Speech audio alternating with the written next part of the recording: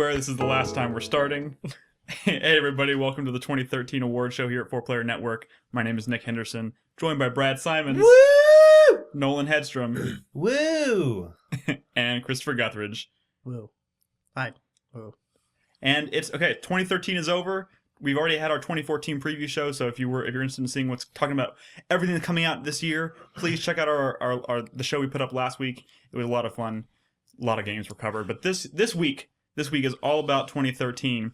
We have awards, we have categories. We're gonna just run down this list. We're gonna talk about some of our favorite games, maybe some of our not so favorite games of 2013. Oh yeah. I will say I'm glad that we wait till like the middle of January to do these, because a lot of sites are like fucking December 3rd and they're like, our 2013 Game of the Year awards, and it's like, come on, man, the year's not even over. You know, Chris Davis put on a game that I think came out on December 31st on his top 10 list. Are you serious? Yeah, exactly. Fucking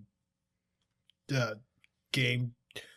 Jeff Keighley, who did their shit early. Representative of fucking every mainstream. site who does their shit early. Giant bomb. All right.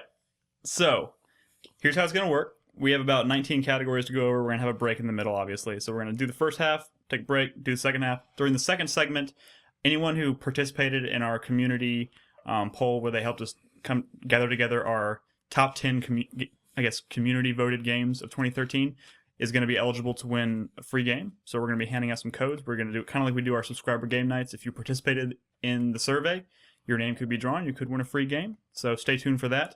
But before we get started with the first award tonight, I want to do something that was very late. Very, very late. That's my fault. Late. This was supposed to happen in December. But I would like each of you here in the room with me to look under your cushions.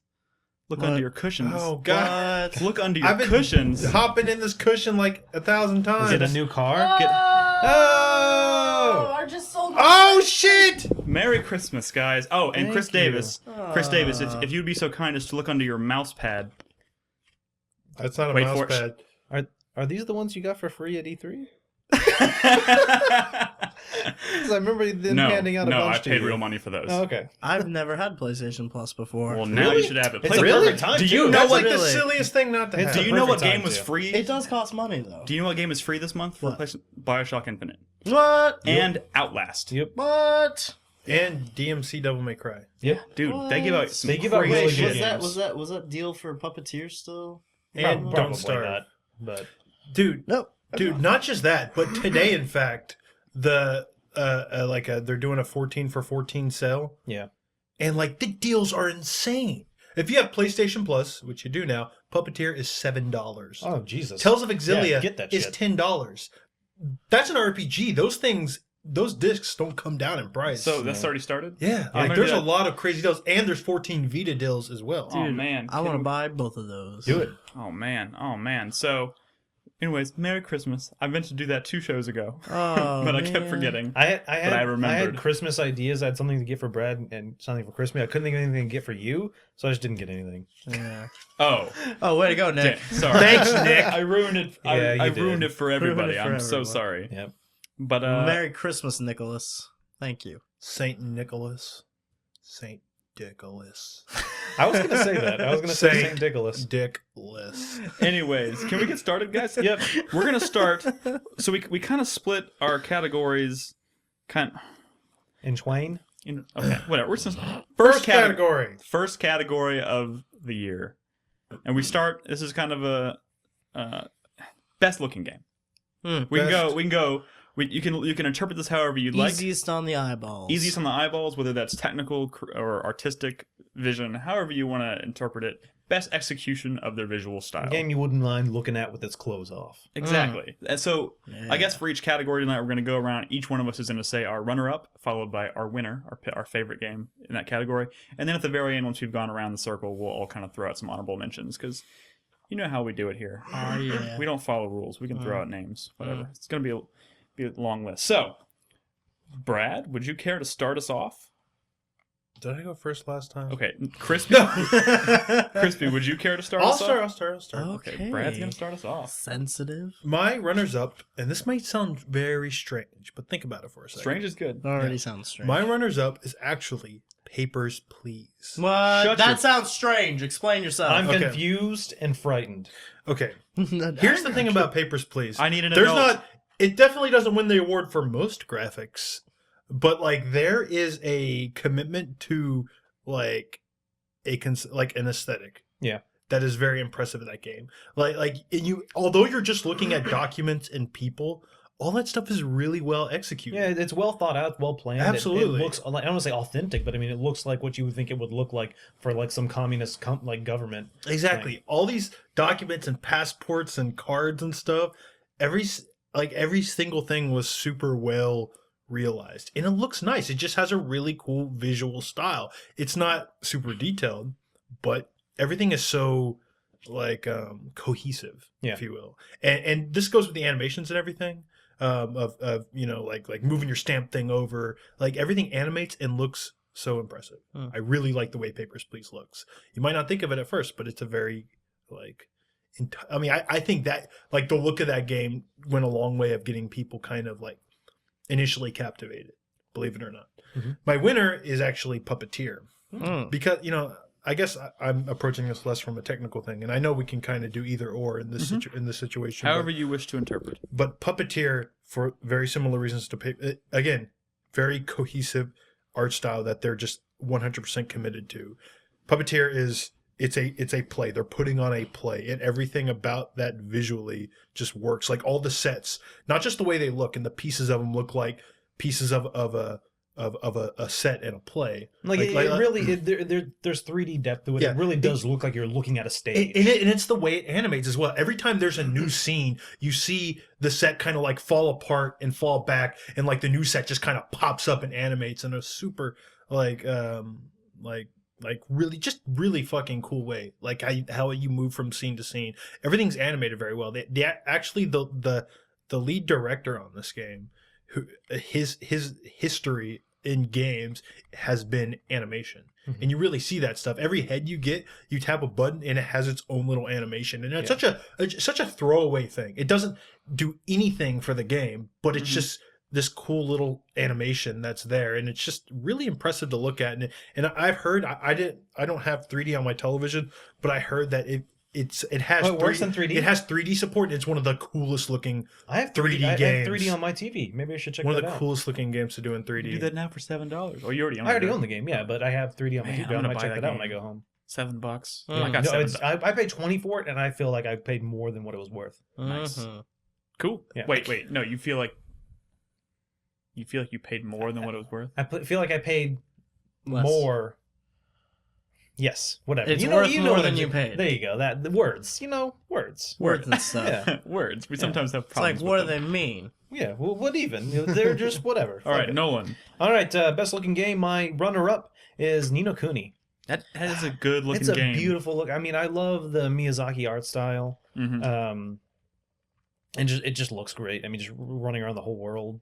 The designs of the familiars. Familiars, is that what they're called? Yeah, familiars. The familiars. The The monsters. Pokemons. Yeah, whatever you want to call were them. great. Yeah. I mean, that maybe not the most technically impressive game, No, but yeah. they're so committed to the That's what I'm Miyazaki saying. I don't art like style. I don't like the grab. I like the art style. Yeah. The art style is there for the Miyazaki. And it's one of the few games in recent memory I can remember that its art style lends to allowing it, or lends to it becoming more traditional in its like overarching design, like RPG, like being a huge open world map kind of thing, and which, you know, in a lot of situations is not necessarily possible these days because of, you know, people try to make games look ridiculous, which doesn't necessarily lend it to being a super giant open world. Mhm. So Mm-hmm. And my winner for best looking game is BioShock Infinite.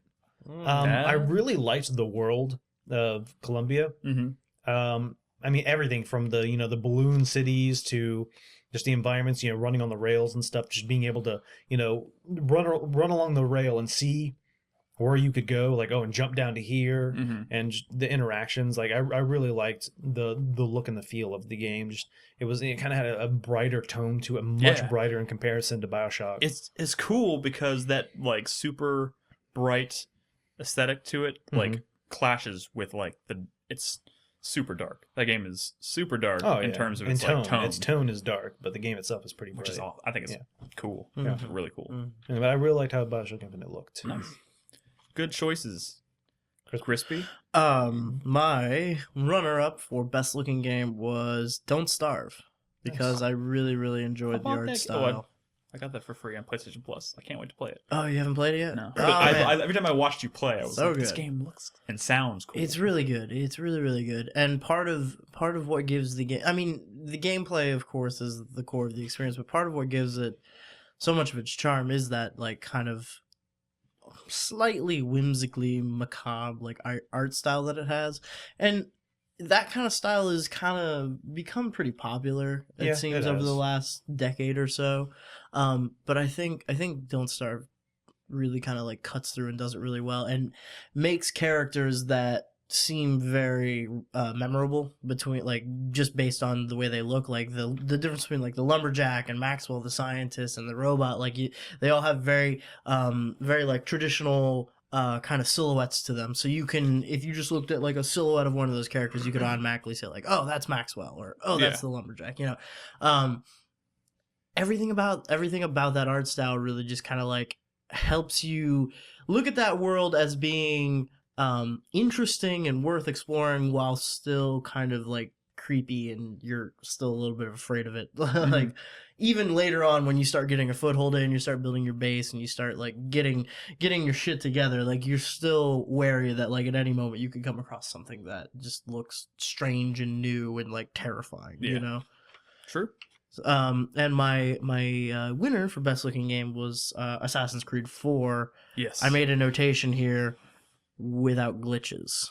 So when it's not glitching, which we've seen some pretty weird ones, But even those glitches are funny. Like they're funny in some of the most amazing ways. yeah, they seem almost fortunately placed. Yeah, like you know? I can like, think of 3 glitches off the top of my head that I've seen between my playthrough and Nolan's playthrough and just some people's playthroughs on the internet that are just hilarious. But I mean, if you're playing that on one of the next gen consoles, just like out on the sea, oh man, it's oh gorgeous. my god, it looks so beautiful. Yeah. Or like maybe like there's like a fog rolling in, or there's a storm off in the distance, or maybe it's a bright sunny day and you're just like out in that world, like going between the islands on the open ocean.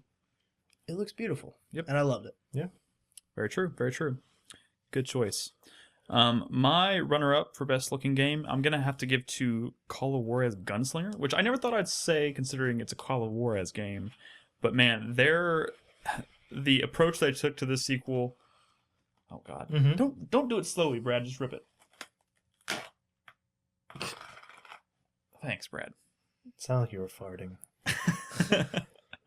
Anyways, the approach that Techland took to that sequel was really surprising for me, especially considering having played Bound in Blood and then playing I played a little bit of the Cartel, and I didn't really like either one of them, to be totally honest. Yeah. Bound in Blood's good. I- You played the beginning, and the beginning sucked.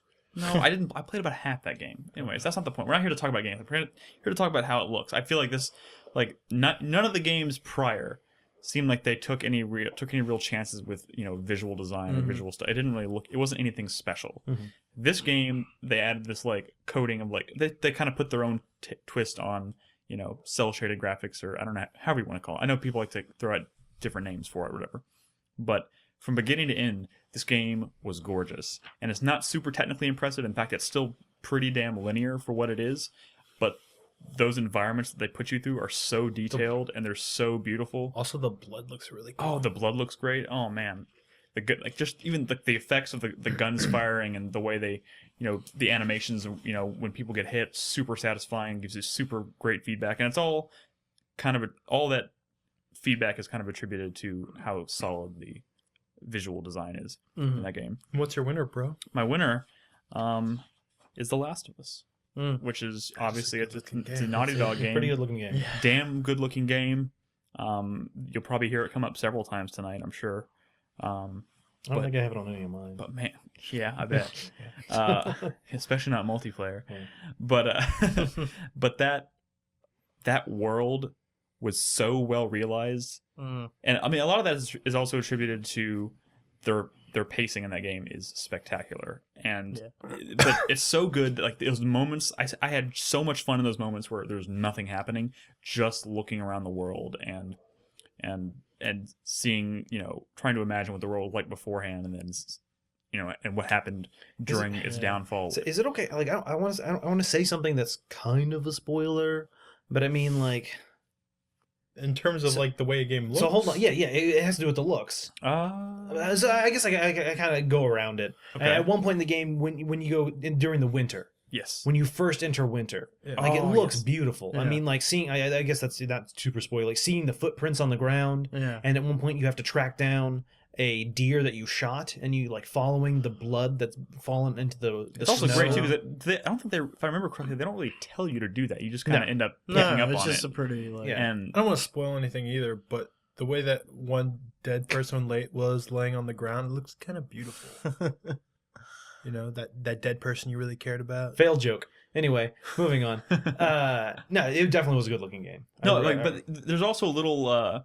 I mean, especially when you were in Austin. Aside from the obvious, like, technical flourishes that game had, like lighting and everything, there were moments in that game that were just, like, really unexpectedly beautiful, but creepy at the same time. Seeing, like, the flooded area with, like, that swan boat thing, and, like, getting the overgrowth, and, like, before you go into the sewers, there's some beautiful looking Also, set pieces. before you ever encounter one of the infected, in, like, the main thing when you're playing as Joel, there's that moment where you kind of find a dead one, and it's, like, leaning up against the wall, but it's a fungus, so it's kind of like caked into the wall. It's become one with the wall, and you have to, like, pull it off and move it aside. Like, so awesome. Yeah. And really inspired. Like, Inspired. Yeah, I like the look of Last of Us better when it was called Enslaved. You're, all right. God damn it, Next Brad. Let's just next try category. Okay, as we transition to the next category, I will say this because I went back to listen to last year's episode. It might sound like we're going really slow now, but later on when we're mentioning games we already talked about, the categories start going, like, a lot quicker. Yeah. Just in case you're worrying if we're taking too long, which we probably are anyway. I don't have any repeats. Honorable on my list, mentions. though. What? Honorable mentions. Oh, honorable mentions. I just want to say Dragon's Crown. Dragon's Oh, I Really forgot good looking about that. game. Yeah. Especially the way the sorceress animates. And Bioshock Infinite also looks really good. Yeah, that's. I had Assassin's Creed 4 as one of my honorable mentions. As The did I. atmosphere was good, but Legend of Dungeon, like, the lighting in that game is just phenomenal. That's one of the best things about it is you'll enter rooms that are completely black. You'll enter rooms that are really oddly lit. I mean, using potions will cause different lights to kind of flow across the screen. Those and particle stuff. effects that kind of bloom out of your character. I really like the art style of that Those are game. cool. Also, special nod to the depth of field stuff in Pikmin 3 makes that game look really cool. Yeah, that's true. You're That's right. true. I have a few honorable mentions. One being Assassin's Creed. I will go ahead and throw out. There were certain things about DMC as far as its artistic design I thought was fantastic, like the way the world, like the hair. like. Are you just gonna troll me all night, Brad? For the rest of your life. Sure, I love the hair. In your grave, he's gonna put a Dante wig on you. Sure, why not? Actually, it did look really cool. It's funny that it did look really cool when he went to, like, Devil Trigger. The way the world looked when he was in Devil Trigger. The Devil Trigger Ironically, his mode. hair was white. Maybe that's why it looked better. Oh but- God, stop trolling. Is that really ironic? Well, it's ironic because that did look really cool, and it just happened to be that his hair was white when it looked cool. Everything else in that scene You was see, white. you Too. see what I'm saying? The whole thing was white except for his jacket. Yeah. Wonderful 101 looked brilliant. It was so vibrant and crazy colored. Like, Nintendo kind of knocked it out of the park this year in terms of. Yeah. Also, one last honorable mention, I will say, Tomb Raider surprised me in terms of how it's good. I think that more cropped up in certain moments in the game, in particular, that I don't want to spoil here, but that were really striking visually. One of which had to do with fire. I will kind of leave it at that. Kind of blew me away. So, our next. What's up? What? Hmm? What? Next. Our next category is best world or universe. So I'm this, I guess, could be applied to anything, but I kind of looked at it as kind of new world. Maybe The worlds conversation that we weren't had established. last year was whether we're talking about sort of like physical worlds or more the lore, like the world building and whatnot. That's why we put world/universe, because it that's could why I kind of picked one of each. okay. why not? My runner, because I go first, right? Yes. Sure. My runner-up for favorite world is the world of Puppeteer. Mhm. It's just, again, it's all because of that aesthetic. It's so committed to it. It just looks cool. I would love to see more stories in this world, if you will. Yeah. It's That'd just be pretty cool. It's just a really great game. Like all the characters and the writing and the humor, everything is so like the way the spotlight focuses on the main character during certain like cutscenes, and the way the like the curtains and stuff will actually shake I think when the stuff entire- when stuff in the game is kind of like The entire going environment on. will like almost interact. Like you're saying, like when stages are moving around, like everything will kind of shift a little Yeah. bit. Like you can like you said, audience interactions. it's really fucking immersive, yeah, it is. which is what I really like even, about the world even of just Puppeteer. your mode of transportation in that game, the whole like using the cutlasses to like cut. Like if Yeah. you need to go up, you just cut like up like a curtain, and you just like go all the way up. Yeah. Really, really cool. My favorite world of the one of I think you just spoiled it, Brad. You just spoiled your winner. Is Yeah. your winner the Wonderful 101? no, it's Dishonored. Yes, it's the Wonderful 101. It is a world where anybody can become a superhero, and everything is fucking crazy and over the top, and I absolutely love it. If I could just be one person in Wonder Blue Sword, I'd be a happy man. Yeah. It's just a really, really cool world. A world that I want to see more superhero stories was- in. There's actually a lot of thought put into like Yeah. the backstory of the Wonderful Ones and like all Yeah. of their technology and stuff they used too, which was really cool. Just that's not my dog barking out there, just so y'all know.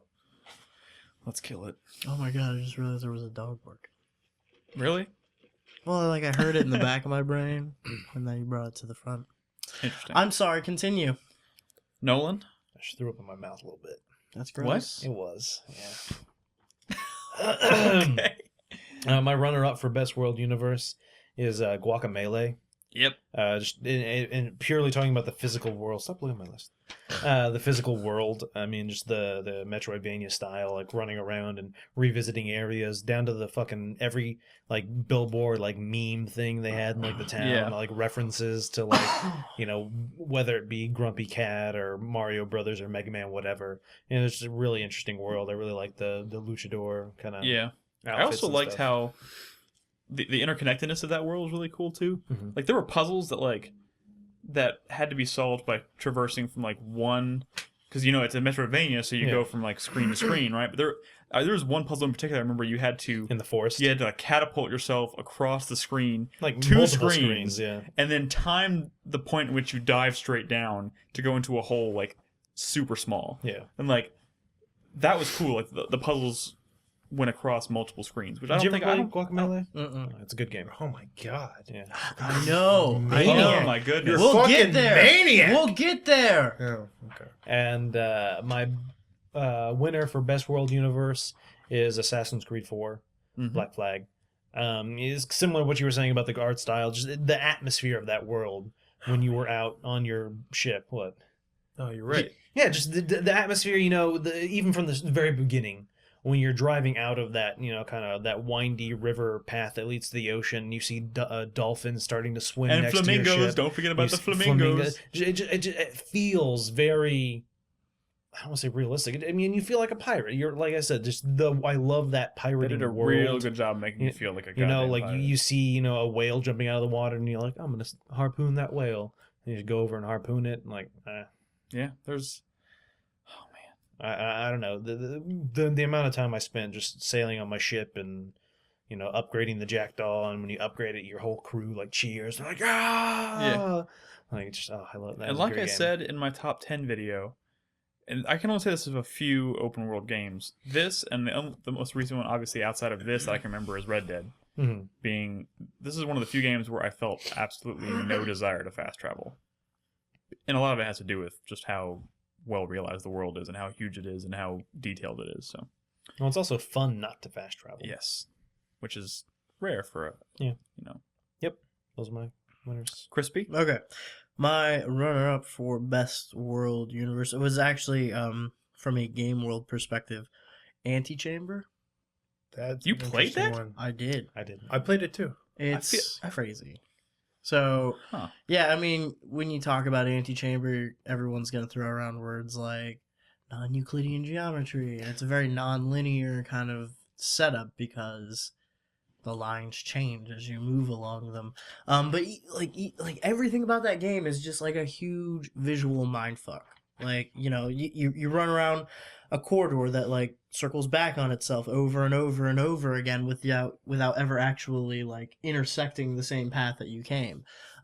There's one room where they have a bunch of different like glass cubes, and every angle that you view the cubes from, you see something different in the space of the cube on all of them. Yeah. It's just ridiculous. That's a good. It's basically just like this kind of playground of warped space-time that like you would imagine to see like inside the TARDIS or something on Doctor Who. It's just fucking ridiculous, and I I'm love gonna it. dock you points for referencing Doctor Who. Go fuck yourself. I should get all the points. What would you do if they made a Doctor Who game?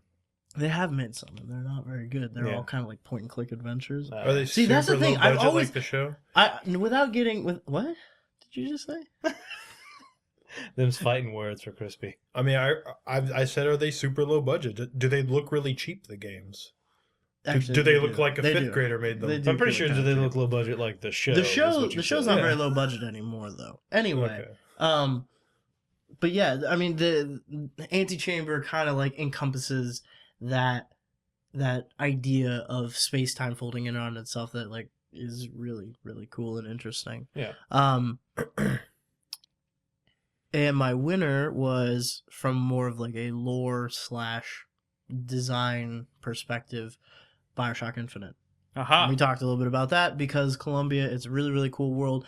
And, I mean, again, because of the themes and natures that story involves, it kind of encompasses a lot Yeah. of different kind of... I'll go ahead and tie variations. mine in to yours as well because my winner is also BioShock Infinite Mm-hmm. for a lot of the same reasons you're mentioning. I think there are so many moments in that game that just kind of stand out. When I think of especially BioShock- towards the end, like some of these big set piece moments, But- the environment, the sort of space that you're supposed to be occupying is just kind of like baffling, really. Yeah. There's also moments from super early in the game that aren't even necessarily that exciting that are some of my most memorable moments. Like when you first get to Like when Columbia. you first arrive at Columbia and you're walking Have through that Spoilers. From the first 10 minutes of the game. Yes, if you haven't seen If that, you've ever put BioShock Infinite in a game console, you've seen this. Like, and it was so beautiful and so well executed. Like No, like when you I love it. when you first start walking around, there's people. Right? There's that kid Yeah. selling newspapers or whatever, and they flip the coin. yeah, and there's like throughout the entire experience, there's moments like that where there's just little tiny details that they did solely for the purpose of making that world feel lived in and feel like an actual place. And then of course we get to the more, theoretical, like philosophical aspects of it, which I don't want to go into that right now, but I do love that stuff. And also just like, and that kind of rolls into like the DLC, which I also played, the Burial at Sea, which was a clever way of tying in the two universes, which I won't say anything more than that because that gets There's into only dangerous territory. No. What was your runner-up, Nick? My runner-up was The Last of Us. Like that.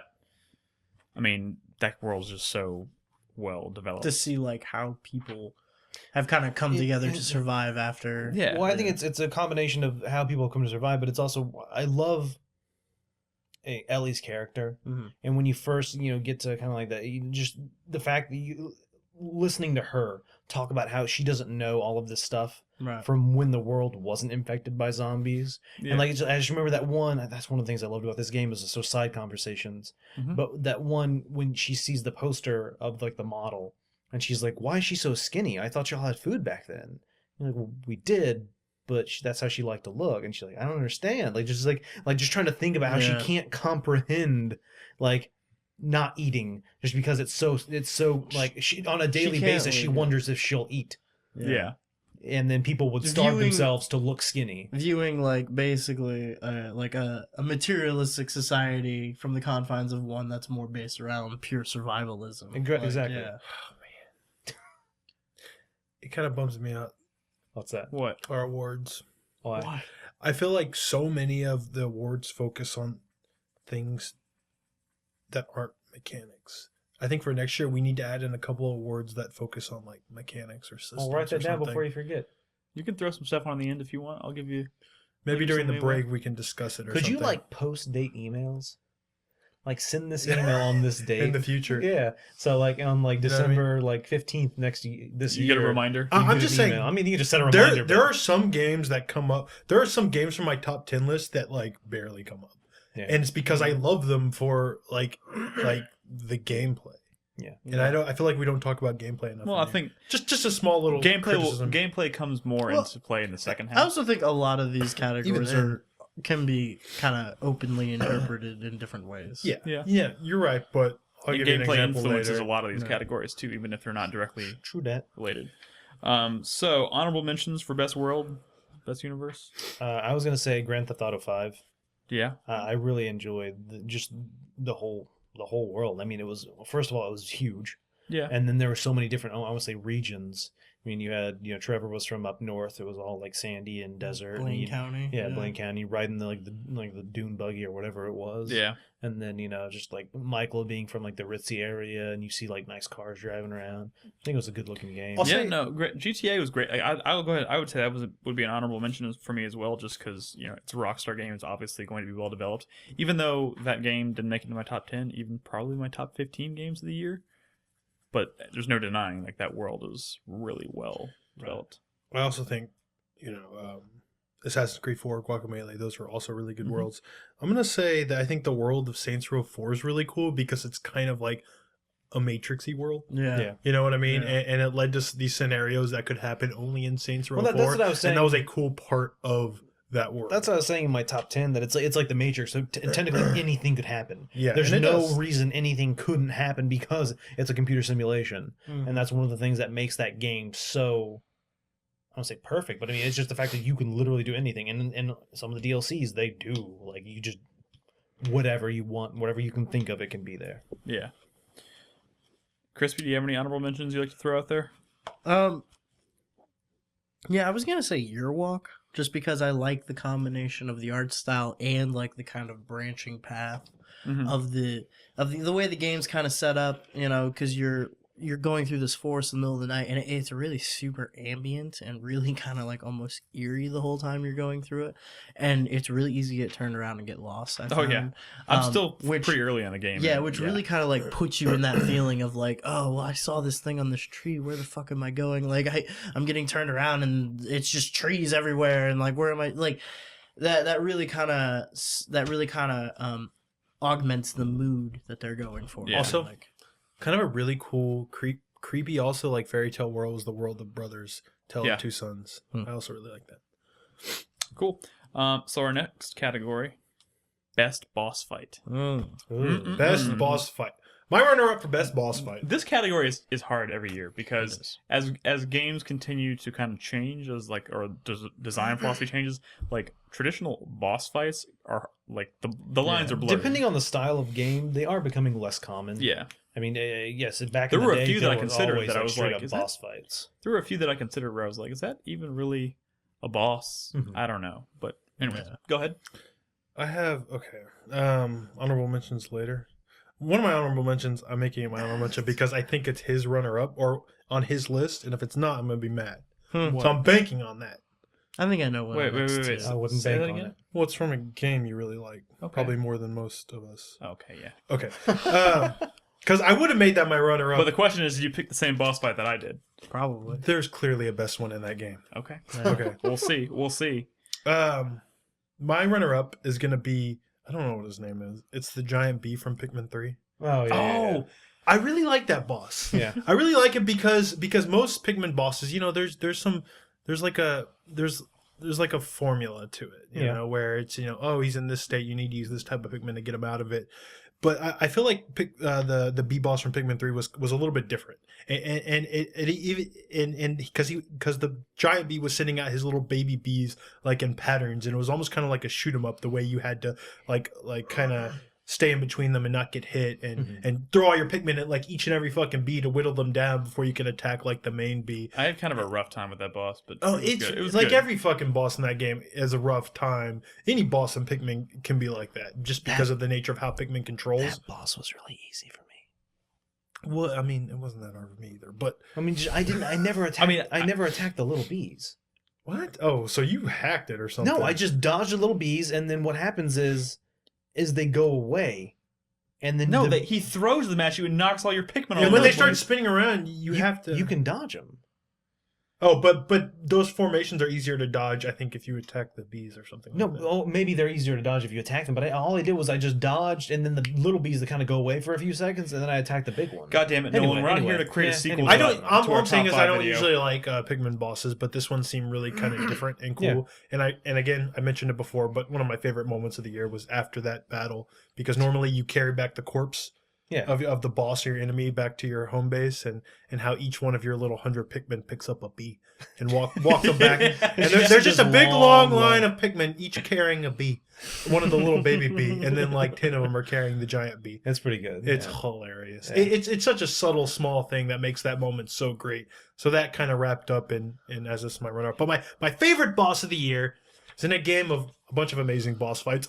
Boss fights so amazing that they're their own like chapters. They usually take like 30 minutes long to like tackle a boss. And this is every single boss in the game. Yeah. It's the Wonderful 101, and it's hard to recall the boss names because they're all so weird. They use this very strange naming convention. I don't know what it means. Maybe there's like some meaning to it, but the boss that I guess stood out most for me was Walga Gujin.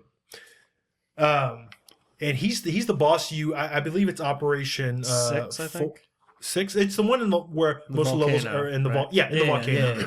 It's such a cool. Let me explain to you this It's fucking not boss 6. fight. I think it is 4 or 5. Let me describe to you this boss fight. You're first fighting this giant robot who pops out of some lava, and you're beating up on him, summoning your giant weapons and shit, and you're just fucking taking him down. And when you finally whittle him down, you take your 100 guys inside his like it's like old like school like Japanese robot. So there's dudes Like a inside controlling them. Yeah, like a giant mech from like Pacific Rim or something, right?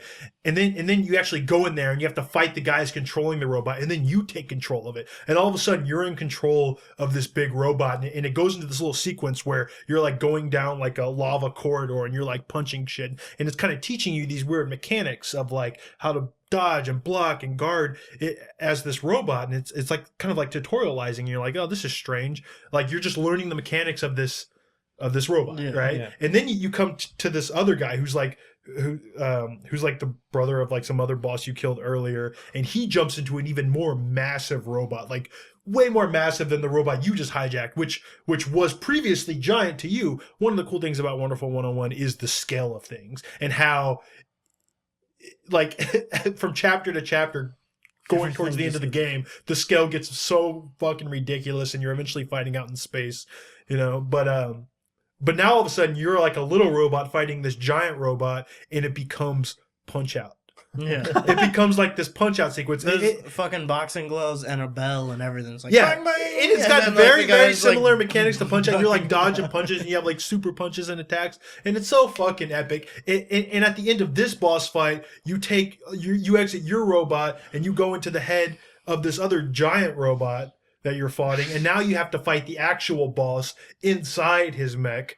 It's just so fucking cool. And like it culminates in like this escape sequence as the volcano's exploding, and it's just it's not even the most epic thing in this game. No. The Wonderful 101 is so crazy. The boss fights are so crazy. That one I guess stands out for me because it was the most. They actually did the Punch Out thing again with a later boss, which is even more ridiculous. But this was the first time it happened, and I was so impressed. I mean, like Hideki Kamiya has done like the mini games, I guess if you say, in a lot of his games that are sort of throwbacks to games that he played as a kid that he really loved. Like for example, Bayonetta. When you're riding on the missile, you're playing like Space Harrier or Star Fox or whatever, or you're doing the motorcycle sequence, or you even do like a space shooting sequence in the original Devil May Cry at the end. And they're usually kind that of was the worst. They're usually that's my point. They usually kind of fucking suck.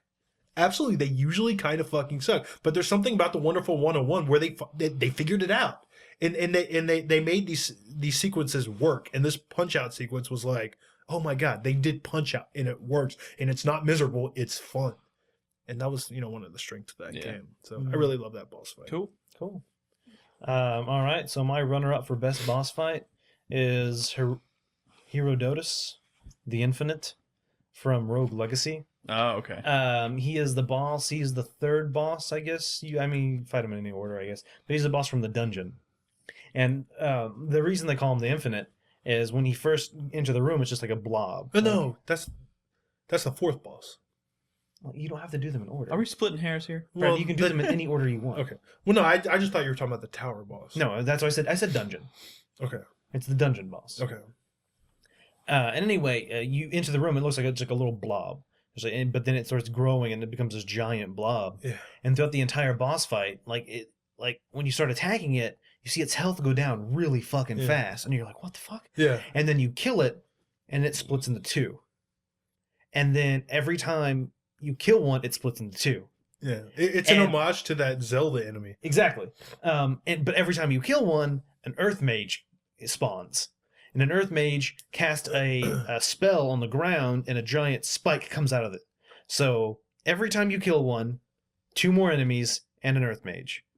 Then you kill that one, so now there's 4 enemies and 2 Earth Mages. And 2 Earth Mages. So it becomes this balancing game of, okay, well, Earth Mages don't respawn, so I need to take this Earth Mage out, and then I need to work on one thing and leave one big, but if it's too big, it's going to get you, because if you're too close to it, it will see you and come after you. And then it got to the point where I think there's like 31 total blobs you have to kill, and 14 Earth Mages, but it's just this...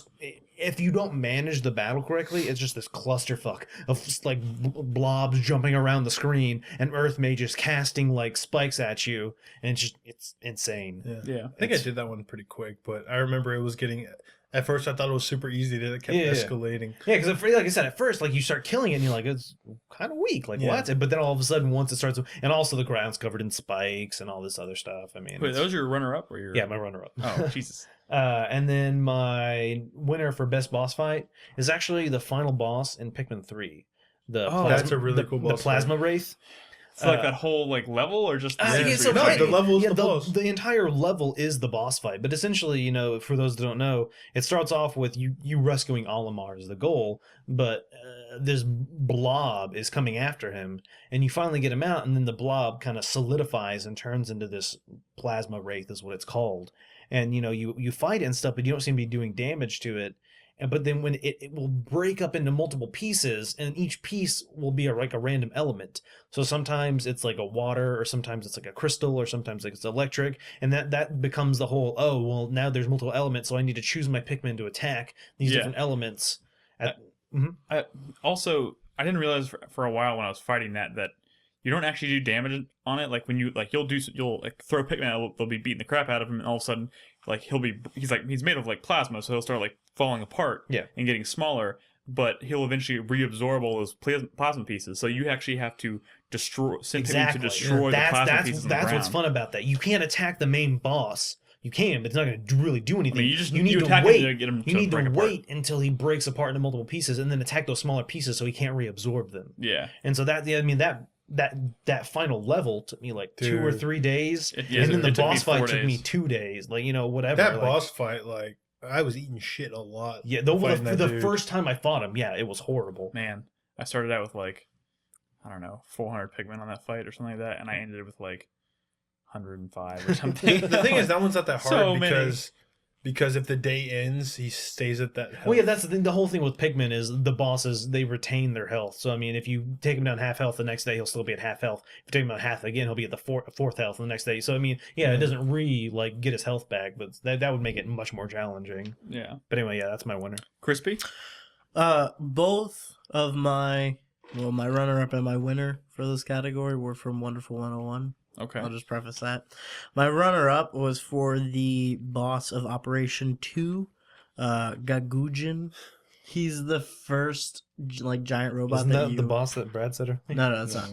It's the first. It's the first. There's a lot that sounds. Mine was Walgagujin. Walgagujin, yeah. Oh, okay. I'm sorry. Yeah, this is the first one, so he's just called Gagujin, and then later on they turn in they kind of iterate on the same names over and over again, except they're more like I said, the name more nonsense more nonsense syllables to them. Yeah. But this is the first robot that you have to fight in the game, and it's kind of funny because you're floating floating on this little like platform that's basically just big enough for you and your team, and this giant robot like he like loses an arm and he grabs the spaceship and like attaches it onto the side of himself to make another arm, and you're all like, oh fuck, this is a boss battle. And they do that like boss screen that like tells you its name, and then it's like doing a little scanning thing and goes wah, wah, wah, with like the warning that's like lethal or whatever, and you're like, oh fuck, it's about to go down. And then he like lands his giant robot on the tiny little platform, and the whole thing kind of shifts and he like falls off because he's too fucking big for it, which is kind of funny. And then you fight him, and then just like Brad was saying, you break open his head and you run inside and you beat up dudes inside, and then you win. And the best part is at the end of the fight, the Virgin Victory like flies by and dangles out this giant hook that you like grab onto, and you're flying away, and it looks like Gagujin's dying, and he like grabs onto the wing like right as he's about to fall, and you're like flying through the city with him hanging on the ship. And then Wonder Red does his Unite Fist. He's like, Unite Fist, and you like charge up this big punch, and he goes in for the punch, and he stops and just starts tickling him under the arm, and then Gagujin like just starts laughing and falls off, and there's a huge explosion and he dies. And it's amazing. Dude, what was remember the boss where like the whole operations, you're like inside something and the boss is like your shrinking shit starts wearing off? Yeah, you go inside. Oh my god. Yeah. You shrink down tiny levels and you go inside a character to like kill a virus inside of him. And there's a boss in there too that like shrinks down and follows you. And then while you're fighting, you both get extracted from the character that you're inside, and you're fighting on a desk in the laboratory. But the shrink ray that's like it starts wearing off. So like he'll get really big, and then you'll be fighting him like super tiny, and then he'll shrink back down, and you'll get really big, and you're like trying to stomp on him. Like it's so fucking weird. Like it's great though. I just wanted to say that you mentioned like robots. Yeah. And god damn it, Brad, since 2008. I cannot hear the word robot and not hear you go, robot! From fucking Metal Gear Solid when you were fighting whatever and like you couldn't figure out the battle. And you started like doll, because you're mad at chat because they aren't telling you what to do and you're getting all frustrated. And ever since then, I can't hear the word robot and not hear you in the back of my head. That was back in the day when everybody was just screaming at the top of their lungs like stasis, stasis. Yes, yeah, I'm sorry. That was a dark era for broadcasting.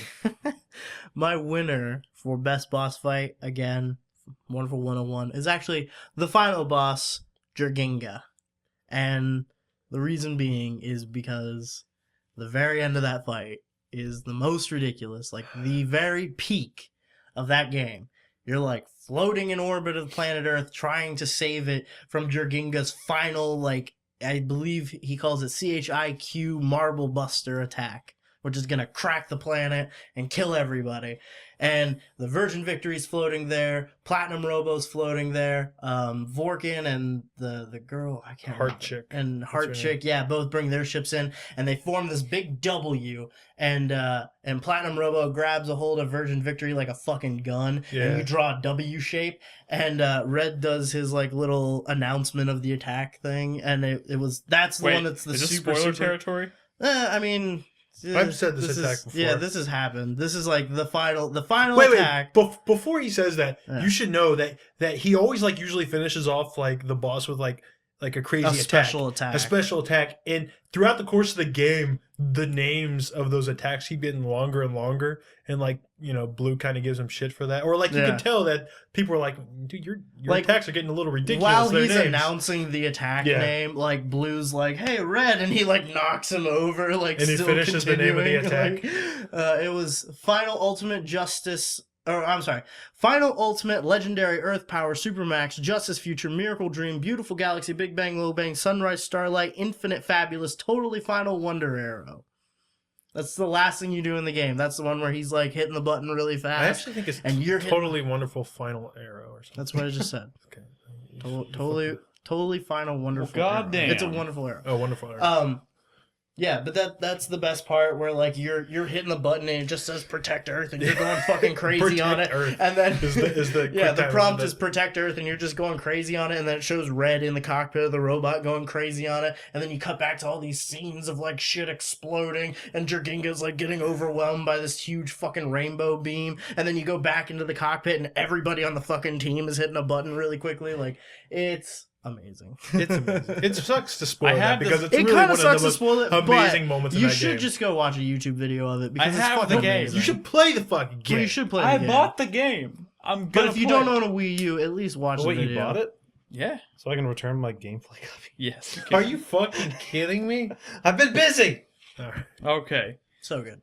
So, Brad, I'm curious because you said, I guess you obviously knew I was going to have a boss fight from DMC on here. Yes. And I have a feeling we might disagree on the boss fight Oh, here. come the fuck on. There's one boss fight in that game that stands out. There's a right answer. Are you talking about the news reporter? Dude? Yes. Okay, that was a great fight. That was the best fight. That was a great fight. Oh my In god. fact, it's hard. I can't remember his actual name, but he's clearly a parody of. I give that fight points for being super out of the box creative, just because like it's kind of unlike any what's boss his name? fight. Bob, Barker. not Bob Barker. No. Bob. But yeah, it's Bob something, I think. Bob said. Yeah, that was a great fight. I do like that fight quite a bit. And The best part of that fight though is he sends you to like fucking the news Yeah, dimension or whatever, and then you see the cameras on the news report, and you're like fighting like random dudes, but like on a news feed from like a chopper camera, and you see yourself from like the chopper camera as you're fighting dudes, and he's reporting on how much of like a douche you are, and how you're like a menace to like whatever Society. Yeah, it's fucking great fight. great fight. In fact, I would go Bill, ahead. it's a Bill O'Reilly parody. I would go ahead and say that's an honorable mention for me because I do love that fight, and I'm gonna get flack for this, but just purely from It a better not be that fucking Futurama knockoff like Squid The Slurm. the Slurm. wait. guy. Slurm Oh no Queen. no! I'm gonna go ahead and say Well, actually, I just realized this is maybe kind of a spoiler. Does it matter? Are we calling It's not a fucking spoiler. well, We final all know. boss, which is Virgil. And I'm purely saying that because it's one of the first boss fights in the entire game where I felt like I was really being challenged by the combat system because you're fighting someone who can, do everything that you can do essentially, and pull off a fedora. and pull off a fedora. I don't know. I just had it was a pretty long, drawn out fight, and it's pretty simple in its execution, but super satisfying. And I would also compare it to the fight with Sam in Revengeance because I did like that fight as well, except that You did not that like that fight. I don't know. I like When that you were fight. doing No, it, you let me fucking finish. hated it. Let me finish. I like that fight, but during the process of playing that fight, it crossed the line into being very, very, very, very, very frustrating, which I just don't like. I don't like being frustrated to the point of wanting to throw my controller out of a window. I beat that game without Ripper mode Suck because I didn't know about Suck a Ripper dick, Nolan. I just Suck a remember dick. you having so much trouble with that fight, and I was like, "What are you doing when you turn red like?" that?" You're like, "Oh, that's Ripper mode." I'm like, What's Ripper mode? I wanted to punch Nolan Do you remember when I played DMC in with his my dumb face You the remember when moment I he said that. played DMC with my feet, and I was doing pretty good. When I was recording footage for it, he put the control on the ground and like put his feet on both the analog sticks. Where it Oh, was, I like, remember that. Yeah, you were there. I was playing DMC with my feet. Yeah, that was pretty funny. I did pretty well. I'm gonna say this is the third Considering. category. Yeah. I'm gonna say this is the third category. What? Yeah, it is. Okay, so Oh, Wait, I haven't done my winner yet. yeah. That was I my thought that runner-up. was your winner, That was my sorry. runner-up. My real winner is actually the. you fight Virgil in a Devil May Cry game? Oh no! Whatever. My winner is going to be the Spider Queen from Luigi's Mansion, Dark Moon, which yeah. is the Yeah, first yeah, I boss remember you fight. talking about this boss fight. I remember Such you a- saying this was going to be your best boss fight of the year. And all year long, that's the one boss fight that like stuck in my head, and it's so good because the puzzle. I mean, the boss fight itself is like a puzzle because you're using things in the environment to lure the boss forward to attack him, and then push him back, and then you have to grab these things and pull them into the you use your vacuum to like suck it onto there, and then you have to like drag the cobweb thing, which is like stretching across the room, into a torch, and then let it go so it flies back and burns another cobweb so you can go farther back into the room. And it's just like a really intricate boss fight. It's not anything super difficult or anything like that, but it was just so well designed. And honestly, if I was to go down my honorable mentions, there would be a lot of boss fights from Nintendo games this year because Yes. there were a lot of great ones in Pikmin, a lot of great ones in Luigi's Mansion. I'm sure if I had played Wonderful 101 this year, I probably would drop a few. Kitty from that. Bowser's pretty good. I'm sure there's some great ones in Mario as well. That's a little bit of a spoiler, but you know how like the cat power up is like the primary power up in Mario 3D World, and at the end, yeah, like you go up to like Bowser and he's just standing there, and he's got the power up in his hand. And he turns into a kitty. Yeah, and he fucking eats it and becomes Kitty Bowser. That's pretty Kitty good. Bowser. Oh man, you But, said other Kitty runners Bowser. I was I have- thinking like kid. Honorable mentions. Other honorable mentions I have. I really like the final boss from Rogue Legacy. Mhm. I forget his name, but I don't remember. the Rogue Legacy final boss fight is just really cool because he's not like a huge dude. No, he's He's a a little regular dude sized like guy. you, and it reminded me of like those boss fights from like those Castlevania games Castlevania, where you're fighting, you're like Soma and you're fighting like Julius Belmont or whatever. And it's just a really fucking Some of the most difficult bosses aren't the giant ones. Yeah. They're the smaller, quicker, more. You have to put more strategy into fighting them. That's Yeah. why I And- like and the I like Virgil that- fight. yeah, I understand. And the thing is that that Rogue Legacy boss, and he's I guess an honorable mention for me. But you fight him and he's pretty tough, and you beat him, and then that's not even his final form. Yeah. Not even I your would make final form. honorable mention of the I don't even remember his name, and it's kind of hard to describe him without being spoilery, but that one fella who tries to kill Ellie in Last of Us. Spoilers. Yeah, no, I was Yeah. actually going to. Spoilers. That was an honorable mention for me. Yeah. I didn't put it. I was gonna kind of put it as my runner up, but I was like, I don't even know if that's technically a boss fight. But yes, Yeah. definitely worth mentioning. That's like a bossy encounter, and it's got a really cool mechanic to So it. That's that my blurred line I'm talking honorable about. mention is I wanted to, cause I wanted to put this on my actual either runner up or winner, but I just had trouble like deciding. It was pretty much just all the bosses from Metal Gear Rising Revengeance. There's some pretty good ones. I mean, just all of them were fantastic. I mean, the final boss was a bitch. fucking ridiculous. I mean, like I was saying in my top 10, like the difficulty scale from the bosses to the final boss just skyrockets so high. Mhm. But I mean, it's one of those things. He kind of where looks it's- like you though. he did play ball at UT. He did. But I mean, it's just one of those things where if you have the mechanics down, it just works. But if you have difficulty at all with the mechanics, it just becomes this like challenge that's so immense. But once you finally beat it, it's like fuck you, I beat it. Yeah. Also, Mhm. final boss from Gone Home, really good. Yeah. I will say there's a great moment during the final boss of Tomb Raider, which makes that boss fight awesome.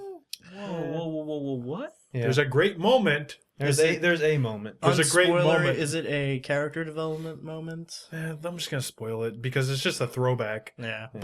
But during that moment of like the fucking moment where you finally kill the boss is Lara Croft finally getting her second pistol. Yeah. Mhm. Oh, Yeah. okay. See, I didn't even think about that. Doing the whole. Well, I mean, you didn't even really play much of the old Tomb Raiders though, right? Yeah, I played.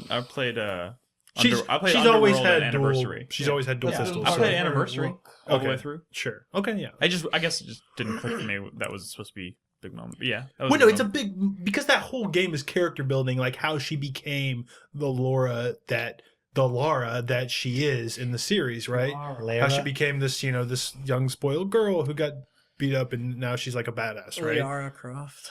Yeah, exactly. And that's sort of like, like a cool moment of like, oh, Yeah. Definitely. she has her dual pistol. She's the Lara we remember. Hey, Now she's a honorable badass. mention before we move on, and this is kind of cheating, but if I could, Fucking I cheater. would give it to Dirty rotten cheater. that one Bill O'Reilly. that from Devil May one Cry. platforming challenge in Guacamelee.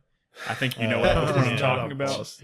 It sure as hell felt like it. I spent over an hour and a half on that one platforming, and then you get to the point where you think that you finished, and you get up through all this shit, and there's this like goat man up there, right? And and you talk to him, and he's like, keep going, you're halfway there, and you're like, no, and then you go up to the next level, and there's the exit, and he's like, I'm just This kidding. is not a boss. Yeah. I know, but it was Although difficult that game did have some platforming cool boss sequence. fights, It like did, that yeah. Jaguar do was a Yeah. pretty sweet fight. Jaguar. What next topic, Nick? next category is going to be best new character. Oh. Ooh, okay. Ooh. Ooh. I had to make some really nasty cuts here because there's a lot of good There's characters. a lot of good characters this year. My runner-up is Picarina. But you know it's good characters. right? Picarina from Puppeteer. Puppeteer. Yeah. She- She's a good character. She is like the pixie character who you control with the right analog stick, but your main character is a silent protagonist.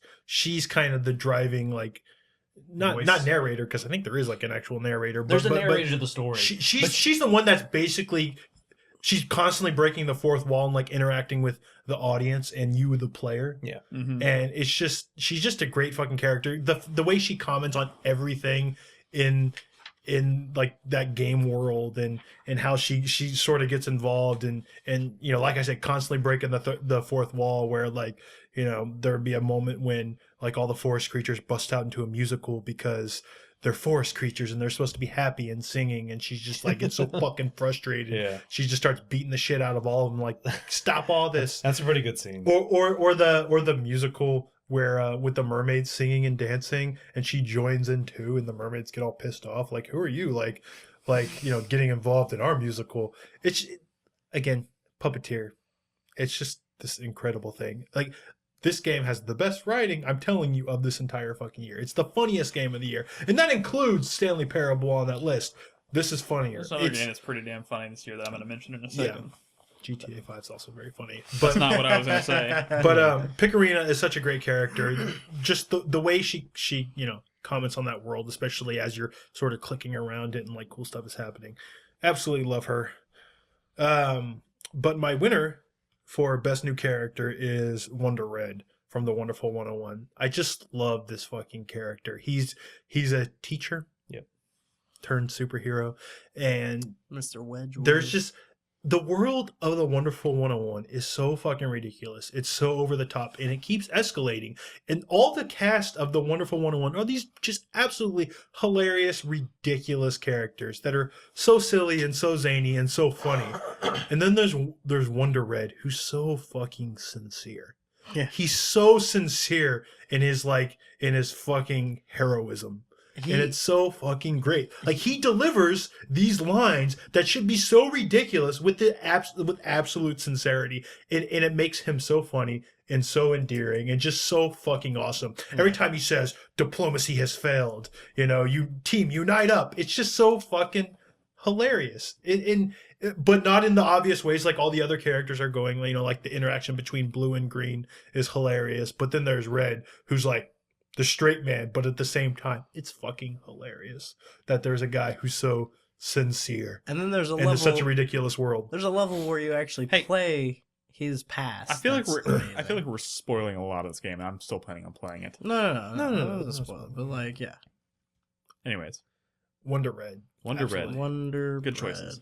No. All right, my runner-up for best new character, is that what we're doing? Yeah. Yep. Best new character is Trevor from GTA 5. Yes. Trevor was fantastic. I mean, just he's so over the top, so out there. His interactions with what's his name? Anybody? Well, yeah, anybody. But I mean, the whole what is his friend that he's always Oh, the one that sounds dumb. Wade. Yeah, he has a lisp. Like Wade, when like, you know, he's when he goes to visit Wade's cousin. Oh, And okay. when Wade's like, oh, let's go up, and he's like, oh, let's not. We're gonna meet them later. Like that whole thing. Yeah. I mean, there's that. Did you ever find that side mission? The girl who you race all the time. I did it. I found her with everyone except for Trevor. Trevor's the best one.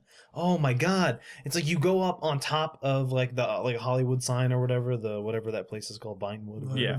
And she's up there arguing with a guy and like breaking up with him. And like Trevor's like, hey, you leave the lady alone. And like he punches him and stuff like that. And she starts like yelling at Trevor and yelling at the guy. And Trevor's like, oh my god, I love you. He like gets down on his hands and knees. He's like, I love you so much. And she freaks out and she like rides away on her bike. And you get on a bike and you're chasing her, talking about how much you love her. And it's just like this Oh my crazy, God. fucking insane. That's awesome the mission scene. that so many people told me Yes, to it is do, I so think, and I didn't good. do it. It is so good. And like all that. I mean, there's the post game stuff with like Trevor's like, where's that post game with his mom? Yes. Yes. Yeah, just like that stuff where like his mom shows up or whatever. Like I love Trevor. Trevor was such a good character. And one of the things that I loved best about Trevor was my Trevor. Like, just because, I mean, Trevor normally, like, what is he, like, blue jeans and a baggy white shirt, and he's all, like, Yeah. my Trevor, long scraggly hair, big beard, like, bright blue shirt with stars on it and like like red short shorts and like bright yellow sunglasses, and just like seeing him do all that stuff was just amazing. Yeah. Just like the scene when you meet up with Michael for the first time after how many years, and Trevor's so sincere about having to rescue his daughter and stuff. Like, oh my god, I love Trevor so much. His mismatched like personality and his dedication to His dedication to friendship, like, and being like and I'm trying to think, I'm like having trouble with words tonight. Like his attitude towards women is so unexpected. It's hilarious. Oh, yeah. Chivalrous. it's Yes. very much, yeah. It's perfect. It makes him a very likable, sociopathically chivalrous. but it makes his character, who would normally be absolutely loathsome. Like the scene with Wade's cousin and his wife. Yeah. Like when she comes in and she's freaking out and she's like, why do you argue like this? Why, this is why we can't be together. He's like, will y'all marry me? And like she's freaking out. I'm like, oh my god, like I love Trevor All I so remember much. from that, like, the thing that overshadows that whole scene is Wade covered in poop. You know what he's saying? Yeah, that's true. That's true. That was a great scene. But and then my like winner for best new character, I don't say it's cheating, but it's Joel and God Ellie. damn it, Nolan! Yeah, You did the yeah. exact same That thing I ain't did. bullshit. It's not bullshit. That's bullshit. How is it I call bullshit? I swear to God, one. like that could have been my number one if I had Brad. if I had accepted them as a pair. You want to know why it's possible? Why Because it's okay? neither of them would be amazing on their own. You're right. That is my You're opinion. right, and that's why they're not on my list. I don't think it's cheating. They are a package deal. They cannot be separated. They're fucking Bert and Ernie, right? Bert and fucking Ernie. Would you Tom ever? and Jerry. Would you ever give Bert Character of the Year? No, you'd give it to Bert and It's Ernie. still a fucking cheat. I don't think it's a cheat. Joel's not funny. I mean, Trevor's not funny by himself. You know, he's funny because of the people Nobody he likes interacts with. nobody likes Walt by himself. It's always Walt and Jesse. Well, it's his interactions with people, and in this case, it's Joel and Ellie's interactions with each other and their So relationship pick growth. one, Joel or Ellie. Let's The just answer is say we hard pressed you, Nolan. If you had to pick one, I'm going to give it to you. I'm going to say because I did the same thing. It'd be Joel because he's from Austin. You know what? You know what? Last year, y'all didn't do Lee and Clementine. Y'all chose. Like, you chose Lee and he chose Clementine or whatever. You know, you can't. You got to pick one. Can we go back and change that? Oh man! All right. Well, I'm gonna go ahead and Kenny ain't shit without Lee. I'm gonna go ahead and get one done, or get mine done right now too, because I did the same thing. I picked Joel and Ellie because their adventure. I mean, they're kind of. It's being possible. It's the character development throughout the story. I would say you get more character development from Joel because there is that portion in the beginning where Ellie's not there, and even then when you're seeing, but even then you're judging him based on his interactions with his daughter, Well, yeah, which is like a but stand-in yeah. for Ellie at the Yeah. time. So the entire time, the very short amount of time where he is not with Ellie, he's kind of despicable, like he's not very likable. And then as soon as he finds Ellie, that starts to change. So that's still like the evolution of Joel as a character. So. Well, then if we're gonna go that right, I would say Ellie because Oh, as a standalone character, I would pick Joel over Ellie then. Fine, yeah, I'll fine Joel. Joel is my pick. But the reason Joel is my pick is... collectively we pick Joel and Yeah, Ellie. How's that? I'm scratching out Ellie, so Joel. But the reason Joel is my pick is a spoiler. And I because he's really love he's, it. just say he's a complex character. He's a very complex character, and I would really... Can we record a spoiler cast for this? We did. haven't. We did? We've talked about it in a Where? spoiler. I'm talking about a Last of Us like I standalone feel like we did audio that. file. We did. Where was I? I don't know, but we did. I'm pretty sure we recorded that in this. You were here. You were on it. I'm pretty sure. We did? Yes. Can we do another one? No, you can listen to the old one. Redo. All right. I'll go ahead and skip my runner up out of the way. My runner up is Skipping over Chris. Over well, here? I'm only doing mine because Hey. I just gave my winner. So let me just give my runner up real quick. No, and be you're done. good. I know. I'm not skipping you. I'm not skipping you. We're jumping around because he's an asshole and picked That's mine. cool. My I runner went up. first, so you technically picked mine. My runner up is Sergeant Rex Power Cult from Far Cry 3 Blood Dragon. Wow. Okay. Wow. Fucking I played very little of that game. why? Oh god, that game is so good. Do you know why I didn't play That much of that game would be Because on it my was top. dark. That game didn't quite make my top 10 So list because now there's a we lot of know good games. we know Nick's runner-up and winner for best downloadable game too. I Yeah. guess. No, are you implying I only played 2 downloadable games this year? Well, You'd be wrong. Well, what I'd say Blood Dragon isn't a new game necessarily, is it? No, we're talking about new characters. Okay. No, you're Sergeant right. Right. Wright's power It code works is here. not- It works here. It works here. you're right. And that character is fucking hysterical. Easily one of the funniest characters of the entire He's year. one of the few characters that has a button that just makes him flip people off. Yes, you can. And it's With a robotic hand. with a robotic hand. It's so good. I can't believe you didn't play this, Brad. I've been played some telling of you it. all year. You needed to play that whole thing. I played some of it. There is a love scene at the end of that game, and it must be seen. Does he have a robot penis? I don't know. I didn't. I got out into the didn't see it. world. I really What's didn't the like point of a how robot dark penis? everything was, and I couldn't see He didn't shit, and I have was very one, right? It's supposed to be disoriented. better to have a robot penis Like a than not at all, right? dildo would suffice. Well, it's technically robot as in Okay. artificial. Are you really Okay. talking what do about you- robot what's penis fucking- over there? Chris, why don't you say what your runner-up Okay, was? my runner-up for best new characters actually, this one is a package deal too, but You can't do that. But You can't no, do no, that. no. But this one makes more sense as a package deal because it's the Lutece twins, and I'm not gonna say why it makes more sense. I guess. You have to play that game. Oh no! I But No, They I'll You let have that to one pick one, slide. Crispy. they pick are one. very interesting together. It's not and really- Heads they or tails, have- Crispy? it's not Heads really. or tails? It's not And really a they package have- deal. Heads or tails, Crispy? That is very much a package deal. Like, very much a package deal. The Lutece twins, because you play through Oh, that it's whole 'cause they're game conjoined and they just twins. keep because they're conjoined twins. Yeah. They are literally connected at the hip. Yeah. You play through that whole game and they keep popping up and you're like, what the like who the fuck are these people? What the fuck's going on? And they keep showing They keep up popping up like a bad penny. like a bad penny, like in a very weird ways, and then you finally learn like what their whole deal is, and it's actually really interesting. It's a really odd relationship that they have. Yep. And it's interesting. I loved it. And my winner for best new character, I actually gave this one to Sam, the girl from Gone Home. Oh, You don't ever actually see her or interact with her. Stop it! Why did you draw on me?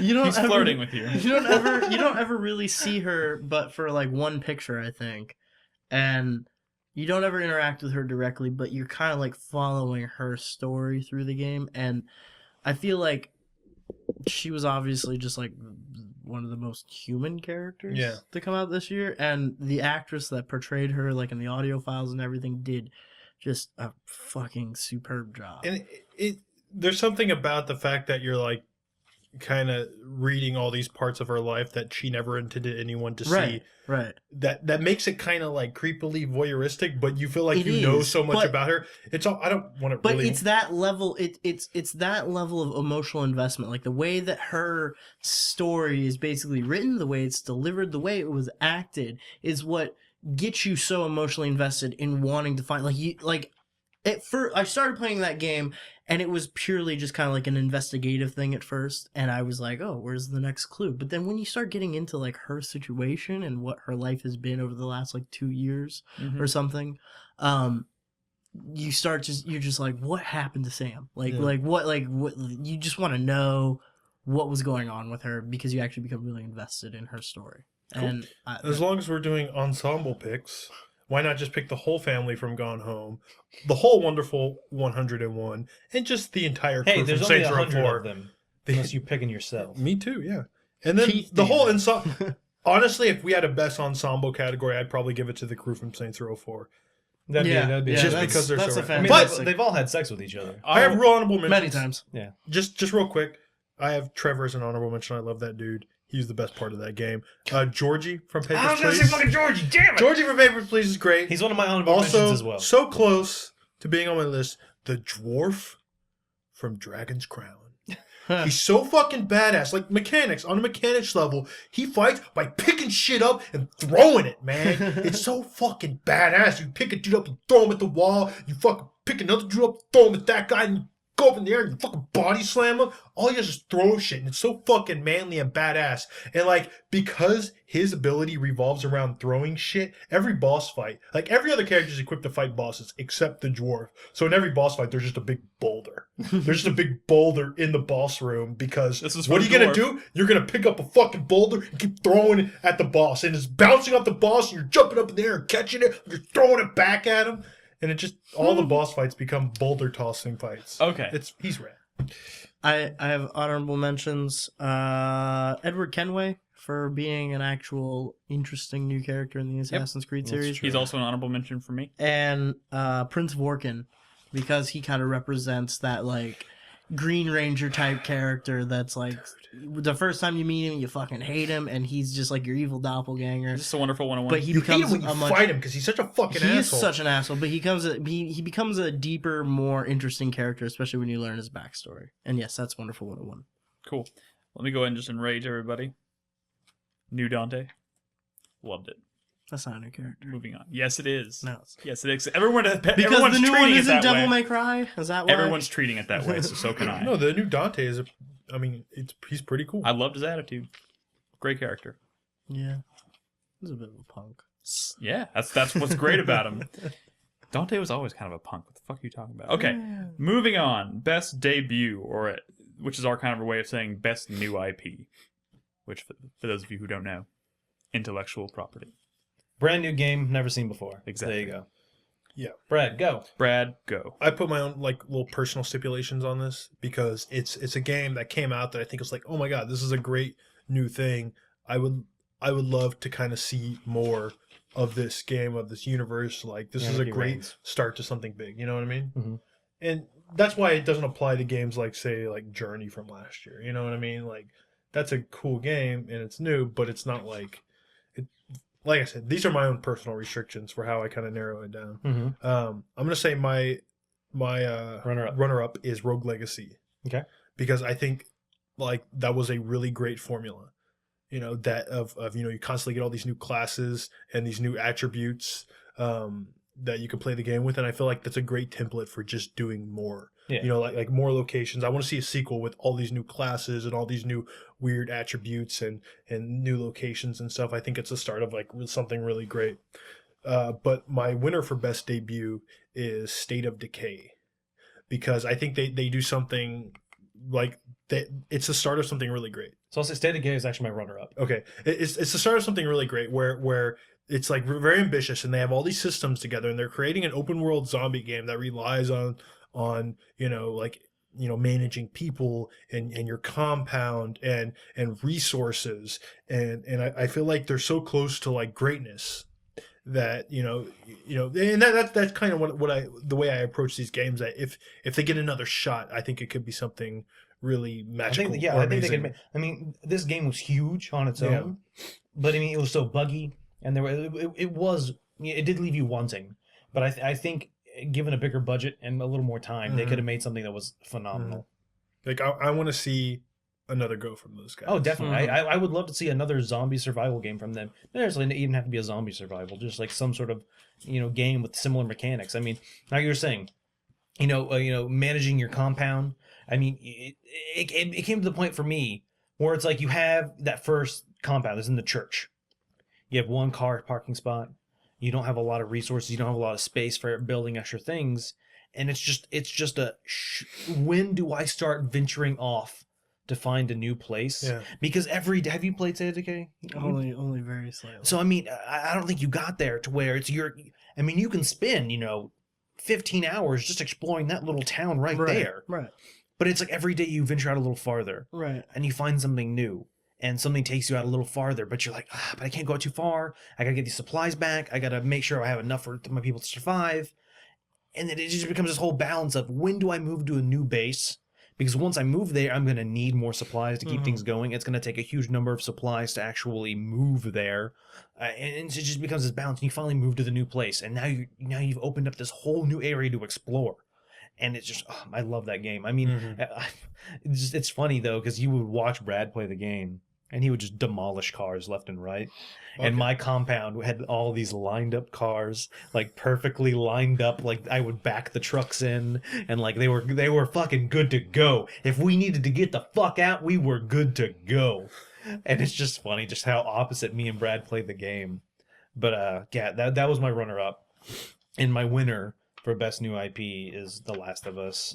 I mean, I don't want to say I felt bad putting it on there, but I mean, it's just that game was so good. I mean, I'm replaying it. I love every minute of it. I love the different, Austin, Boston, Colorado, Utah, all the different places they go. Everywhere looks different. That journey is fantastic. Yeah, it is, and it's just like character development. Every single character in that game is memorable. Every single And one. I feel like it's kind of super awesome for the same reasons that like The Walking Dead is super popular, is because those characters are great, and it's more about just how those characters are surviving in that world. The world is great. The world is really well developed. The monsters that populate the world are really creative, and that's all great. But it's really just about how this disaster has affected the humanity. One of my that's awesome. favorite relationships in that game is not a lot of people talk about, but I love the relationship between Joel and his brother. Yes, Oh, yeah. Such a good great part of relationship. that game. Yeah. Yes. So fucking realistic. I think like I said, every single character's interactions. Joel, his brother's wife, like the interactions that go on there when you meet them up, like it's just so good. I feel like that conversation that Joel has with his brother is like, I don't live in the same city as any of my brothers, and it's like, dude, I totally understand this like conversation they're having right now. Like I've had this type of conversation, different context, Yeah. but Just yeah, a little. no, like it seemed very fucking real to me. The only reason, again, I didn't put The Last of Us as my winner is because I see The Last of Us as a story and its world that it created as kind of a complete experience. I'm okay never seeing another Last of Us I game. honestly don't Well, want to that's- see anything else from it. Yeah, DLC with my own personal restrictions, that's why I kept it off my DLC is list. fine, but I don't want them making a Last of Us 2. I really don't. I Probably going to. I though. had that as my runner-up, and that they're gonna make another Last. Of course they are. Well, This was There's nothing even more successful than Uncharted. but even if it has nothing to do with any characters that we've ever seen, like that's still a really interesting, like high stakes world to set a game in, and I would be excited for a new experience there. I don't necessarily care about what happened to Joel or Ellie after the end of that game, but there's got to be more than just that one story that you can tell in a world like Let's that. not you know? forget- I'm sure there's plenty of stories you could This tell. would be interesting to see because if they do make Last of Us 2, I think it'll be the first Naughty Dog sequel. Unless they, of course, do decide to continue Joel and Ellie's story, which I kind of hope they don't. But if they do, if they do go that route, it'd be the first time or opportunity we get to see Naughty Dog create a sequel in a universe that's already established where they don't repeat the same characters, where they What were create you new gonna say, Brad? characters. I'm that just echoing what you are. I'm gonna be really fucking bummed out if either of those characters are tied to any part of story in this universe ever again. That's what I was saying. Like that is the perfect way to end that story. That's with what I'm them. saying. Like the way they leave it, it's kind of like, I don't want to say you don't know, but I mean, in my mind, I know what happens. You know what I'm saying? Yeah. Like I have determined what happens at the end of that game in my mind. Which is the good part of like having an open-ended story. If like they that. make another The Last of Us, I honestly don't even want it to be set in America. Go to a different country. Do something else. Show us the view from a different world. But even if they have a hint of what I don't want it. Yeah, I'm done with Joel and Ellie. Yeah. I Like, loved how they ended it. I want to leave it. I'm kind of of bummed that you even play as Clementine in season 2 of The Walking Dead. To be honest, like I thought that was like a great end to that story because there's like this inevitability, or there's like this. Like the universe of The Walking Dead is never ending, and the fates of these people are never, a good thing. Yeah. I mean, Yeah. even the writer of The Walking Dead says there's no like story into this universe. It's always gonna be like this. Yeah.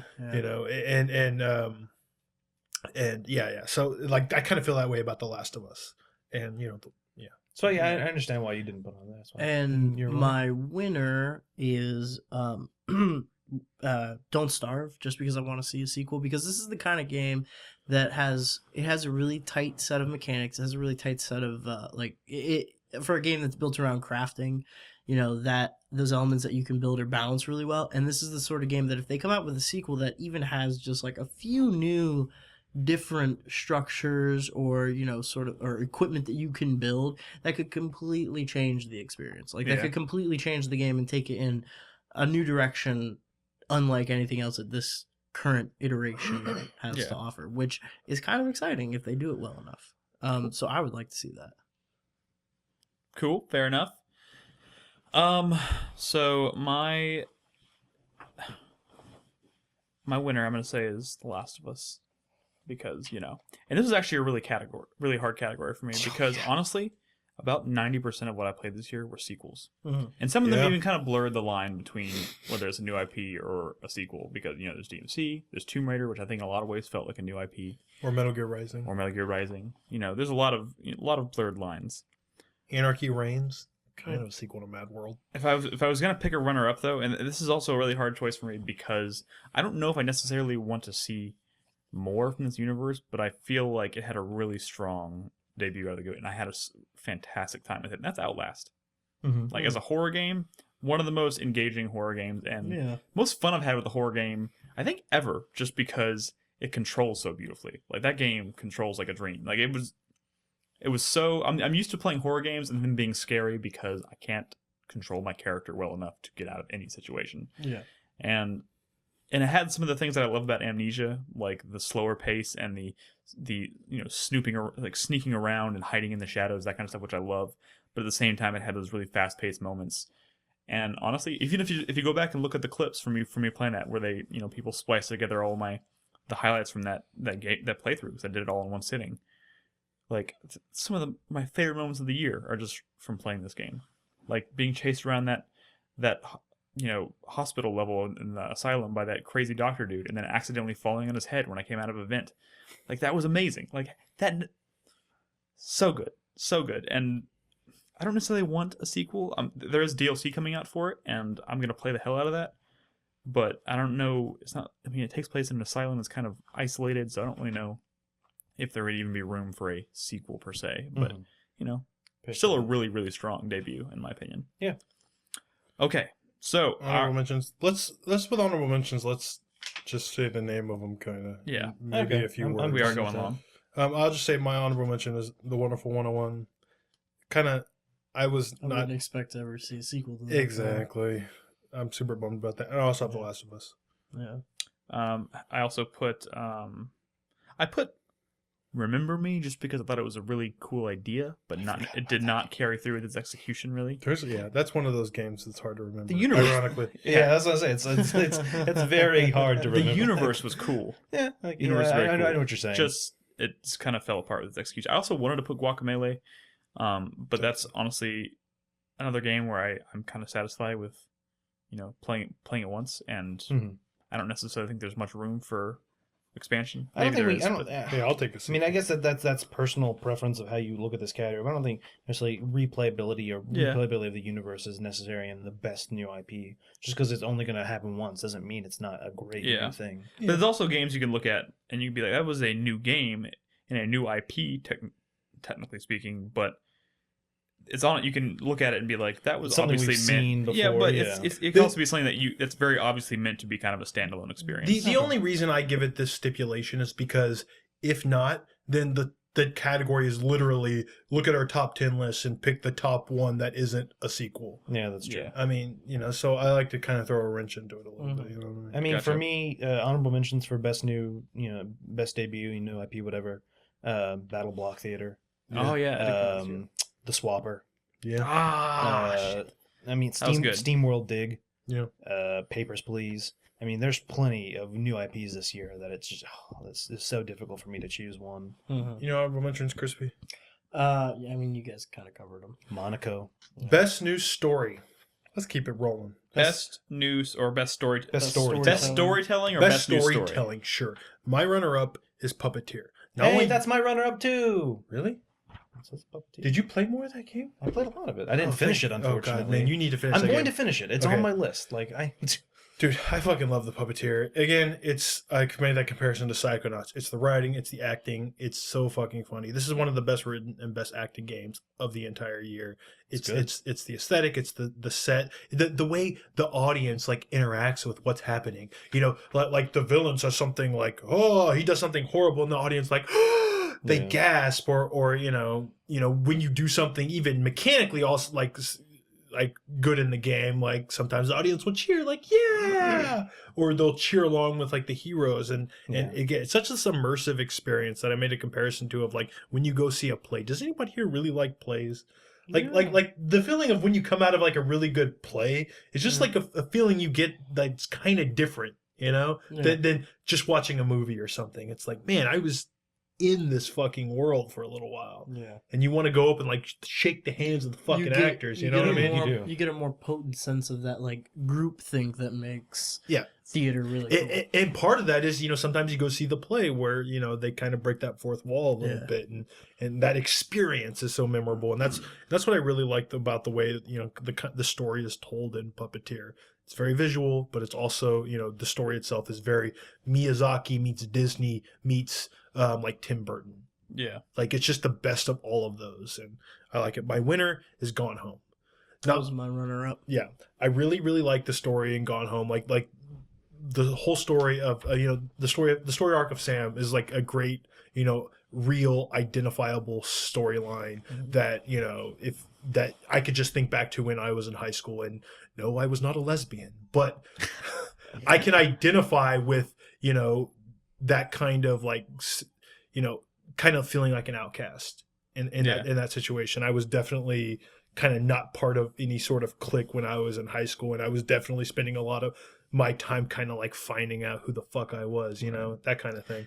And there's not to spoil anything, but there is a very like cathartic end to it. Yes. That still leaves everything really open, but like it gives you this like really pure like sense of hope. Yeah. That isn't very common. And what's really interesting about that story too, also, I'm sure you were about to get into, is just the way it's told. Exactly. And The that's why mechanic of how they deliver it to you. that's is why it wins incredible. for best storytelling for me. Yeah. It's the way you uncover that story. You're reading not just diary entries and stuff. You're listening to the music she listens to. You're looking at the fucking drawings that she scribbles in her notebook. But you're also uncovering stuff about this entire family, and you figure out like what was happening with my family when I was gone. And the way this older sister uncovers the story is the way.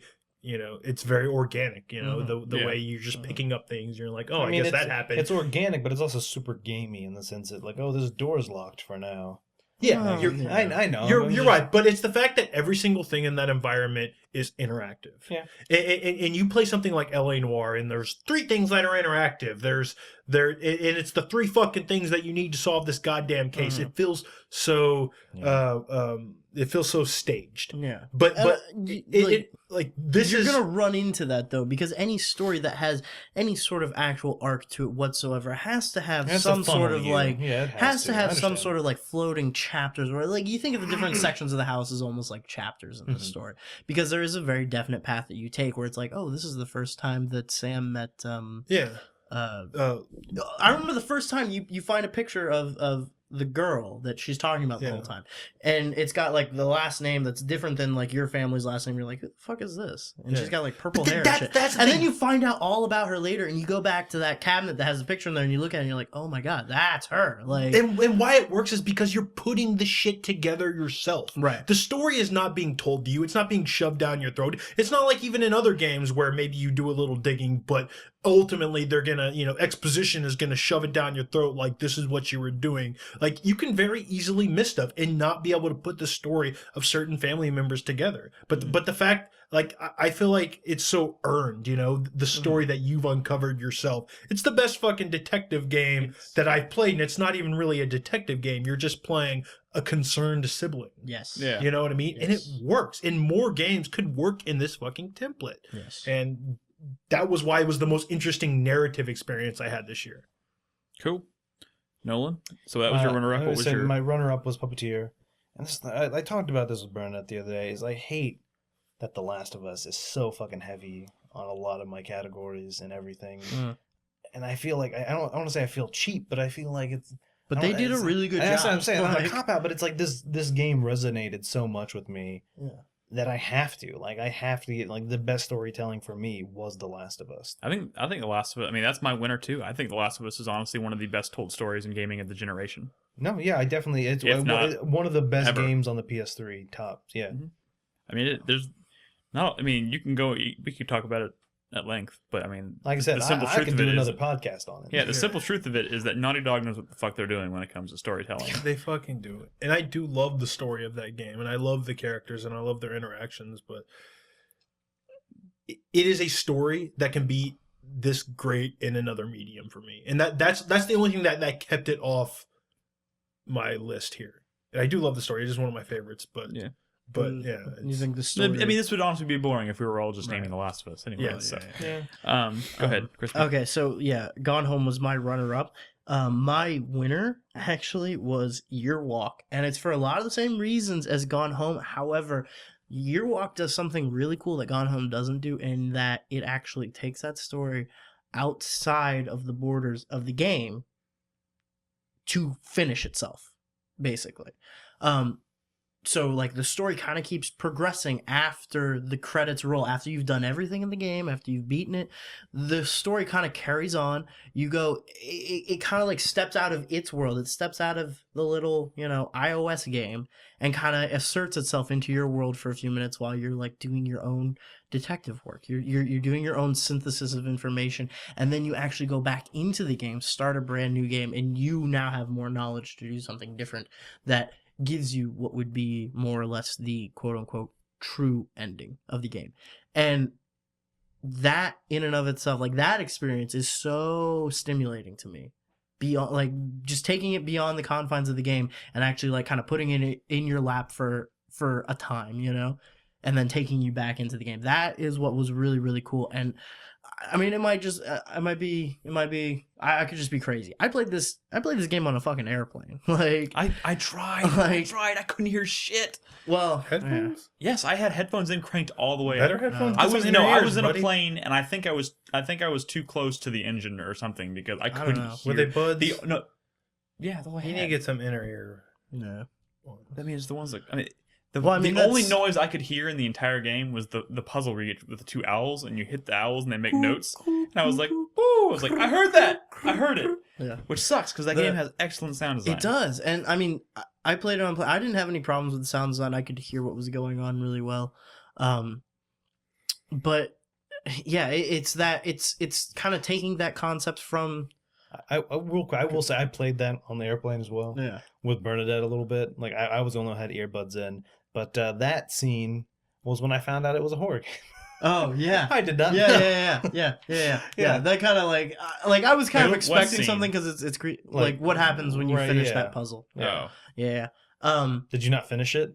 Yeah. I haven't gone. I know. back. It's a horror game, but it's not like Well, you're not. Yeah. not like in the sense that like a survival I horror want to game play is. this game so but- fucking bad. But it again, just kind of like condense what I'm saying. It takes that mechanic, that experience of like synthesis in the player's mind that Gone Home does really well, and it removes it kind of from the game itself, which was even cooler. For me. Yeah. So that's what I like. Okay. All right. Let's pick up the pace for these last two. I'll say my winner was Last of Us for storytelling. My runner-up was Brothers: Tale of Two Sons. Just Which because is it great. does some really cool thematic things. It was an especially at the honorable end. mention for me. It's not only a thematic thing; it's the way that it How it's like connected achieves to- some like amazing emotional punch through mechanics. Yes. and mechanics that work because of like the whole conceit of the game from the beginning. You kind of maybe wonder why the game even plays that way, but like There is a in this, reason they this chose. final moment of like, okay, it all makes fucking sense. There now, is and a it works. very. It was beautiful in the sense that there is a very specific reason as to why they chose to control two brothers with two different analog sticks, and that was really cool. But I don't want to spoil that. So moving on. Any other honorable mentions we want to throw out there? I wanted to mention The Cave, which was Oh, yeah. actually I forgot like, that Did that written come out by this year? yeah, it was the beginning of the year. Wow. Which was written by Ron Gilbert. That just is a really good job of I mean the basic conceit of it is that there's a cast of characters and each of them are all kind of like wildly different. You've got like these two like kind of creepy ghostly twins, there's a time traveler, there's a mad scientist, there's a hillbilly, like all these completely different characters, and they all go into this cave and they all have very different experiences that are reflective on their own backstories. And it's not even like a tale of redemption or anything, it's more just kind of an examination of where each of these characters kind of go wrong. It's really cool. Cool. Okay, Next let's topic? go through these quickly because we're almost at I think we we're need past to an hour speed and up a the half. honorable Sorry. mentions. Yeah. So next category is most innovative developer of the year. Runner up for me is Undead Labs, creators of State of Decay. Hey, that's my runner-up.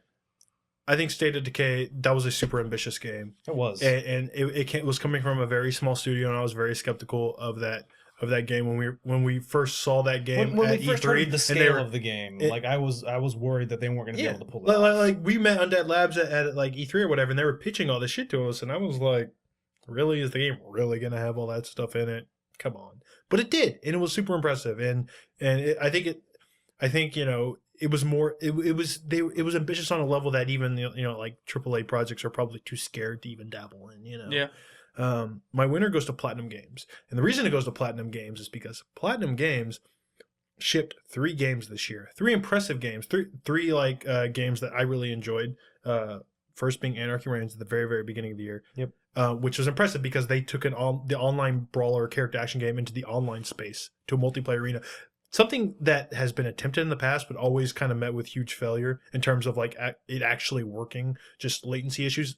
Anarchy Reigns doesn't have any of that. It fucking works, and I don't know how they did it, but they did it, and that's impressive. Metal Gear Rising was just like this. It was a fucking tech demo that Koji Pro made that they couldn't turn into a game. Platinum Games comes along, is like, bitch, this is how you do it, and it fucking worked. Yep. You know, and then The Wonderful 101, which is probably one of the best examples of. Has some of the best examples of Wii U functionality of any Wii U game, and it's not even a first-party game. Well, not technically a first-party game. Like some of the interactions that you do between your tablet and the actual game itself is some of the coolest moments of the game. Like I told you.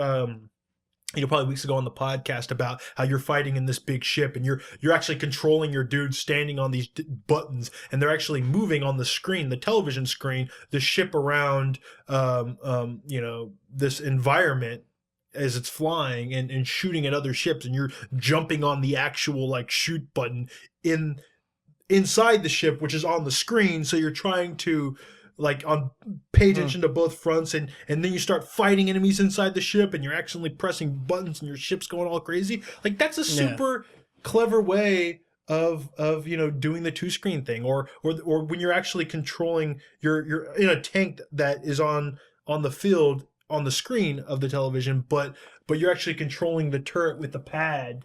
So you're actually looking around, like shooting at things on your turret while you're actually still moving your dude with your tank or whatever with the controls that are moving around on the screen. Seriously, it has some of the most impressive use of the Wii U's unique functionalities, and that's why I think Platinum Games is not only the best developer of the year, but the most innovative and just kind of the most surprising that they did all these things in one year. Cool. So like I said, my runner-up was Undead Labs. And the thing is, I wanted to put Platinum Games just because of what they did this year. But the thing is, I didn't play Anarchy Reigns, and I didn't play enough of Wonderful 101. Yeah. And I mean, I played plenty. I mean, not compared to Jaeger of Metal Gear Rising. Yeah. But I played a lot of it, and I wanted to put them, but I didn't just because I didn't play enough. Okay. But I think like just hearing what Brad has said about Anarchy Reigns, and what both of them have said about 101, I think I can put it, even though I didn't experience it myself. Are you changing your thing right now? I'm changing it right now. Live yes. on the spot? I'm changing it to Platinum Games because I originally wanted to put them on my list, but I felt bad just What was because I it hadn't before? played them. Doesn't matter. Oh. This is what makes live entertainment so crazy. It is. So yeah, I agree with Brad. Platinum Games did a fantastic job this year, and I think they're going to have do a fantastic job in 2014. Bayonetta 2? Bayonetta 2 is coming out. It looks like that. I'm excited. It's a shame they didn't get more recognition for that job that they did. Especially seeing how they did with Wonderful 101, I'm sure we can expect some pretty awesome things on Definitely. Bayonetta 2 Yeah. and Wii U. One hopes. Okay. My runner-up was Cellar Door Games for Rogue Legacy, just Nice. because of the way that they kind of iterated on the roguelike experience. I said in my top 10 video, what I really liked about that game is it took a concept like grinding, which is inherently unfun to me, and made it fun. So that was really cool. The winner, I gave it to Facepalm. Facepalm Nice. Games, the developer of The Swapper. Mhm. That game, all around from a design perspective, is very, very tight. The story fits the sort of mechanic. Very fucking tight. Oh yeah, it's incredibly tight. Like you can tell where they play tested the shit out of some of those puzzles, and we're just like, oh well, we need to put a red light right there, Did I tell you? just to like piss everyone. Did I tell you why I off. stopped playing that game? Aside from the fact that it was infuriating. Because it's got What's that? difficult puzzles? No, I think I found a glitch in my game because I was watching I was watching somebody else play the puzzle. I looked it up on YouTube, found the exact same puzzle, and in their video, there is a pink light, and in my video, it's a red light. They was just can't. doing I something cannot different. duplicate what they were doing in the video in my game. I don't know, man. No I don't idea. know. But Right now we know you're a the cheater. other really cool thing about that, and we've talked about this before. I think even Carlos mentioned this before when he was on. No, I did that after an hour of not being able to solve this. I was like, I've got to be doing something wrong. This is a game that handles progress in a very interesting way, in that your character and your abilities never ever change. Yeah. They just kind you of don't ever teach like you. level up. No, or I anything. love They that. teach That's you great. new ways to use the same technology you've had the whole time. You know what I love? Which When is you, really I've interesting. when you first enter the zero gravity spot and you don't really, you're like, how do No, I-" yeah, And that's. I was just like, and you I start just- like firing your gun, and you start like moving around, like, oh, what? It's less about giving you tools and more about teaching you new ways to Dude, think. I'm playing a game right now that does that better than any game I think I've ever seen. Are you the one you're playing on my Vita? No, Okay. no. Just say it.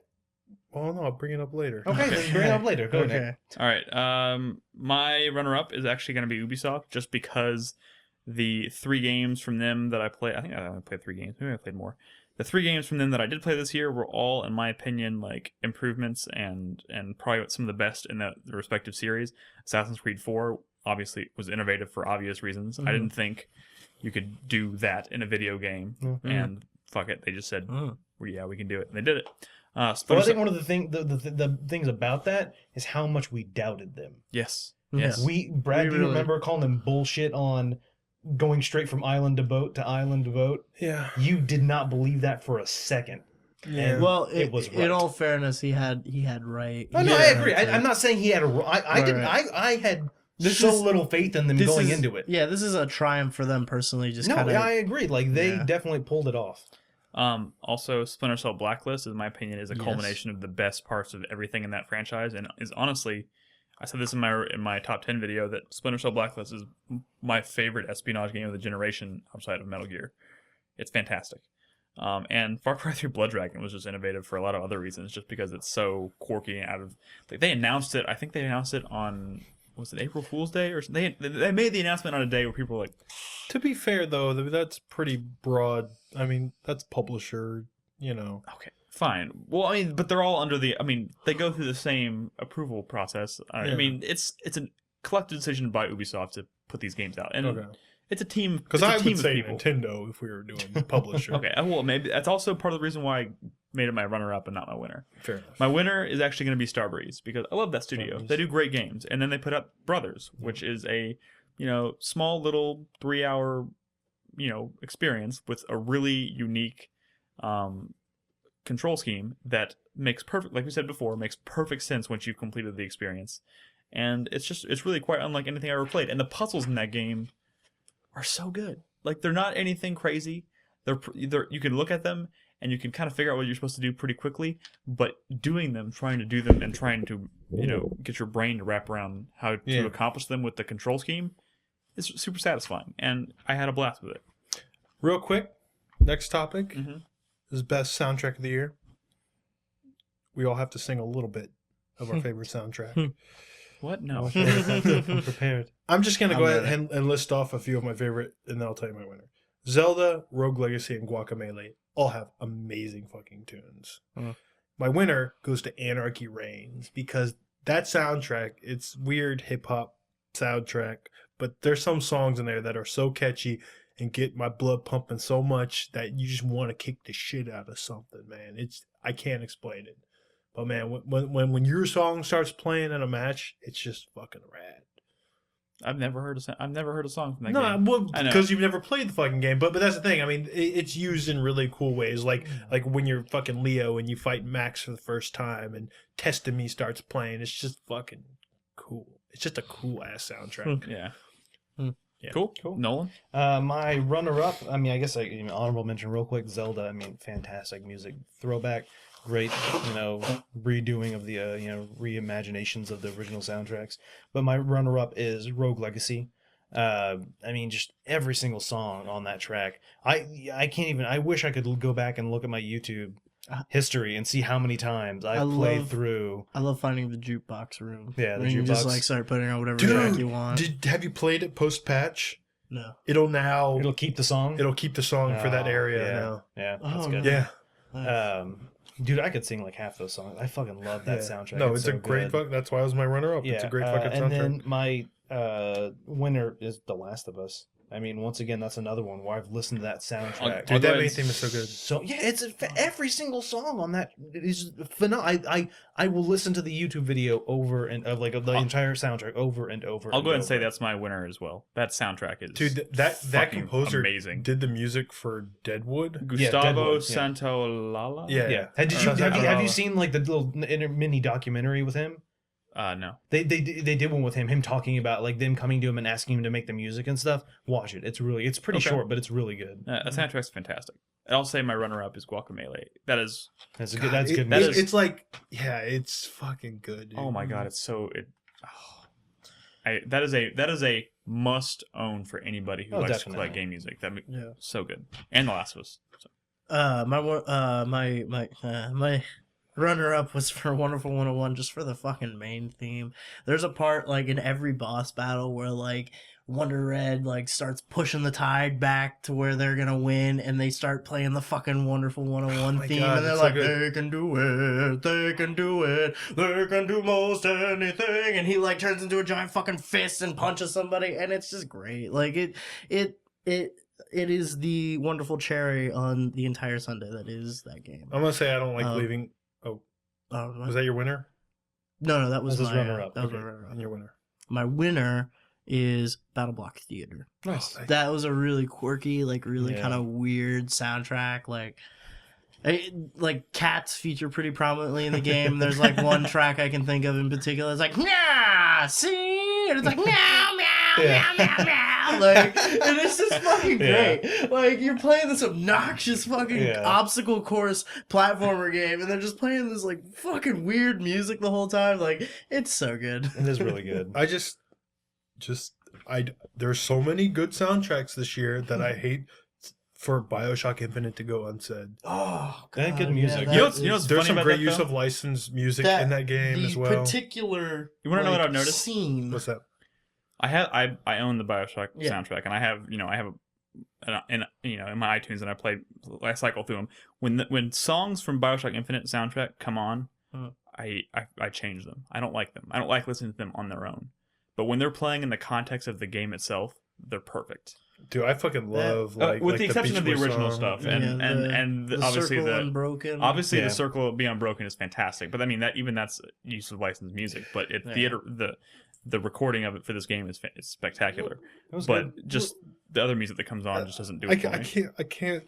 I just want to say the music of Puppeteer is amazing. There's some tracks in State of Decay. You know, Jesper Kidd. State of Decay is fantastic. Jesper Kidd worked on some of the tracks for State of Decay. Really? And they're fucking amazing. Assassin's Creed 4, dude, has some amazing... The shanties. Dude, I love the fucking shanties when you're like attacking a base or whatever. That the music that plays when you're attacking like a fort is so fucking good.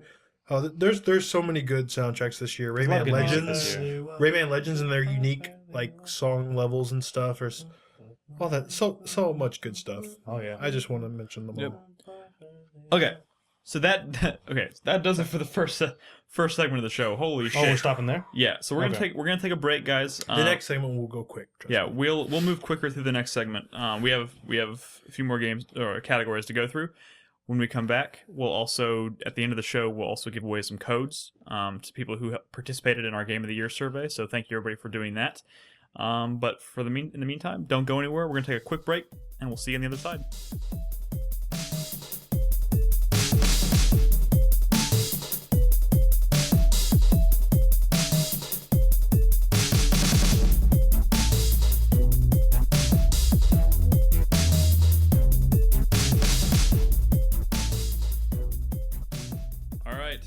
Are we faded in?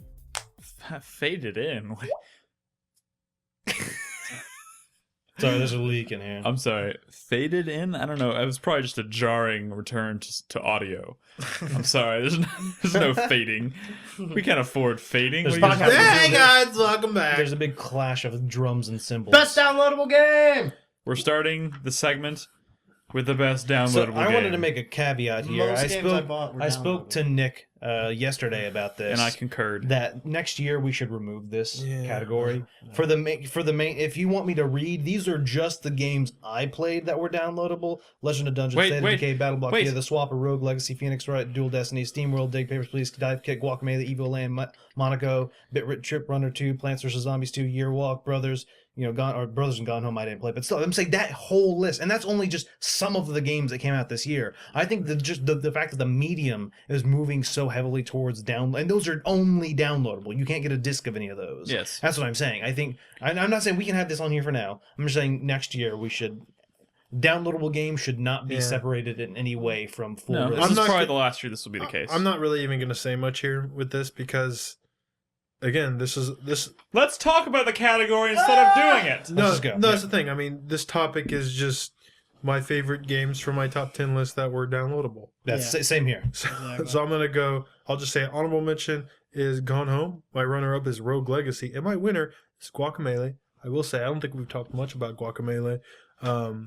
If you should go watch my top 10 list to see where it is on my top 10 list, but I really love this game. I love Metroidvanias, and I was actually really surprised that this one executed on so many of the things that make a Metroidvania Well, game great. I'll go ahead and piggyback off of Brad, but because it also has really great like combat. I just love the way things sort of bounce around, and you can air juggle them forever. And as you get new moves, your new like your uppercuts and your air, your air But attacks. it almost gets to the point where you have to do that. Yeah. To Yeah, get through because some of the sections. because they get more complex, where all of a sudden you have to start fighting enemies who are in the alternate dimensions. Yeah, so you you're swap constantly back and forth between swapping back and dimensions. forth, and then they get special shields that you have to use a certain attack to destroy their shield, and then their shield will change. Yeah, And it's juggling figuratively and literally all these different types of enemies on screen at the same time. And it's just so satisfying the way they bounce around, and you can grab them out of the air and body slam them, but the platforming is also really tight. I was actually really surprised by how like smart some of the platforming puzzles were to get some of the optional upgrades. Like some of that stuff was really challenging, where you were like, dodging, because you had to dodge through like, red barbs or and then like switch dimensions, and then like do an uppercut, and then like switch dimensions again, and jump off of a wall, and there was so much of that in the game, and you don't see a lot of really tricky platforming in Metroidvanias anymore, even like Metroid games and Castlevania games. Actually, it's something that's kind of gone away when back in the day. That's kind of what those games are all about. So Okay. piggyback, go. I'll piggyback off him because Guacamelee is also my favorite downloadable game of the year. I would also recommend watching my top 10 to see where that game is on my list, because, spoiler alert, it's on my list. It's fantastic for all the reasons Brad just mentioned, and on top of that, it has an amazing soundtrack and a fantastic sense And of also, humor. you're a chicken. And you can also turn into a chicken, Yeah. which I I'm a mentioned. chicken. Turn Kyle into a chicken. I don't Um, think I'm a chicken. I mentioned that in my top 10. Uh-huh. That you Uh-huh. turn into chicken. And my runner-up, I'm going to go ahead and give it to Outlast, because that is also a downloadable game. Just really, really surprised me. I wasn't expecting to finish that in one sitting, but I did without even thinking about it. Just did it. And it was great. I had a hell of a lot of fun. It does resort to cheap scares for a lot of stuff, but at the same time, it's paced really well. They do some really cool stuff with lighting, and that camera that you use is very effective It's in what it does. Yeah.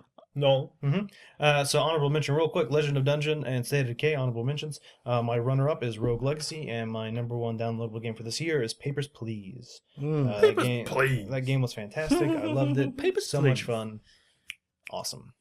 My runner-up for the year was Battle Block Theater. Very, very fun.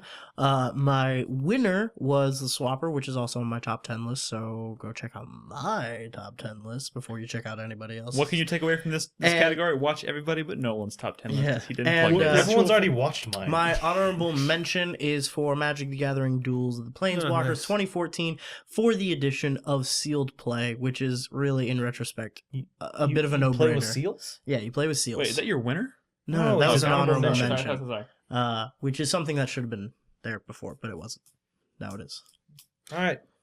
Best multiplayer experience, Brad. Go. my honorable mention is Dive Kick. Nice. Pretty fun. You My- want to play that, Brad? Fuck you. My runner-up is Battle Block Theater, which this almost won it for me, but because it's a really, really fun multiplayer game. I love playing the basketball game, and I love playing the like the King of the Hill mode, Yeah. and the horses is pretty fun. It's just a really, really fun multiplayer game. And my winner is for multiplayer game of the year is, Anarchy Reigns. of course, Anarchy Reigns. I can't stress enough how if you get the right people in the right scenario, you can have just all night long, just have great fucking matches. I think it's best when it's at a 2-on-2. It's just surprisingly how well the mechanics work in a multiplayer setting. How everything you do is all about, oh, you're getting double teamed, someone's coming up behind you, you have a move to like counter that. Or if you're getting comboed, you have a move to counter that. Like the comboing system is designed in such a way to where like your enemy that's getting juggled is floating in such a way that your teammate can run over there and join in. And you can participate in like the same fucking air juggle and just keep him up in the air until he's dead. Yeah. But the game is balanced around that too, where your teammate's going to go and stop all that carnage that's happening to his teammate. It's just so well designed, so fun, and the stages are absolutely bonkers, but in a good way, in a way of like don't even know what's going on. I'm so mad right now. Stop knocking me into the lava. It's just crazy. Yeah, I love it. cool. Nolan? Okay, I wanted to give an honorable mention to Monaco. That was a really unique way of doing multiplayer. I mean, co-op, but I really liked how they did it. My runner-up is Grand Theft Auto 5. That it was all kinds of. I forgot you played a lot of that. Yeah, it was all kinds of borked when it came out. Yeah. And I lost 3 or 4 characters, and that sucked. But then once they got it down, they got it down, and it was just a lot of fun. Doing missions with people, like whatever, just exploring the open world. Whatever it happened to be. Someone would fuck with you, not knowing that you're in a big group of people. And then just have that entire group of people just like fuck with them. Yeah. And like it's just a lot of fun. Really enjoyed that. And my number 1 is obviously Battle Block Theater. Fuck you, Nolan. Go fuck yourself. That is not your number That's one. a runner up. That's an honorable mention. My number 1 is definitely The Last of Us Factions. I mean, I think I played more of that than any other game this year. Like not combined, but like total hours on that game. I don't doubt that for one Like I think second. when I was looking at it, I played like 2 days and 16 hours of Supply Raid, and like 1.5 days of like Survivor, whatever it was, like just like hour wise. Yeah. I mean, just Naughty Dog really got it down with encompassing the environments and the atmosphere of the main story game. I mean, only starting out with 5 or 6 bullets, having to make each shot count, and obviously. I mean, teamwork. That's one thing that hasn't been said enough about The Last of Us. That I'm glad you brought up is that every bullet in that game. I Feels talk about that in my top 10. Yeah, I mentioned it too. I just forgot to mention it tonight. Yeah. Every bullet in that game feels like it counts. Like you need to make it count. Misses and are that's good. extremely Yeah, like That is costly. also why in my top 10 I refer to this game as a survival horror game. And somebody already was like, it's not a survival horror game. Like, I would beg to differ. kind of I is. think there's a strong argument to be made for that game being a survival horror game. Yes. With more emphasis on survival Right. than horror. a survival game. But it is definitely a survival game at the very least. But, Chris, real quick, you talked about your game for so fucking long. Talking about juggles and shit over here for 10 minutes. Can I talk about my game for a second? I'm going to call Brad Juggles. Come on, Juggles. So anyway, I just loved how much teamwork makes a difference in this game. And that's why I very rarely play by myself. And thankfully, I've established this huge group of people that are willing to play with me. So anytime I want to play, I can generally find some people who are willing to jump on with me. Because it's just the fact that, there's a level to the game. And the level is kind of just how many weeks you've completed. It's not really anything. But, our combined levels may be like 200, like the 4 of us. And we'll be playing against a team of like, one person's 300, one person's 200, one person's like 160, and one person's like 90, and we'll just completely wipe the floor with them.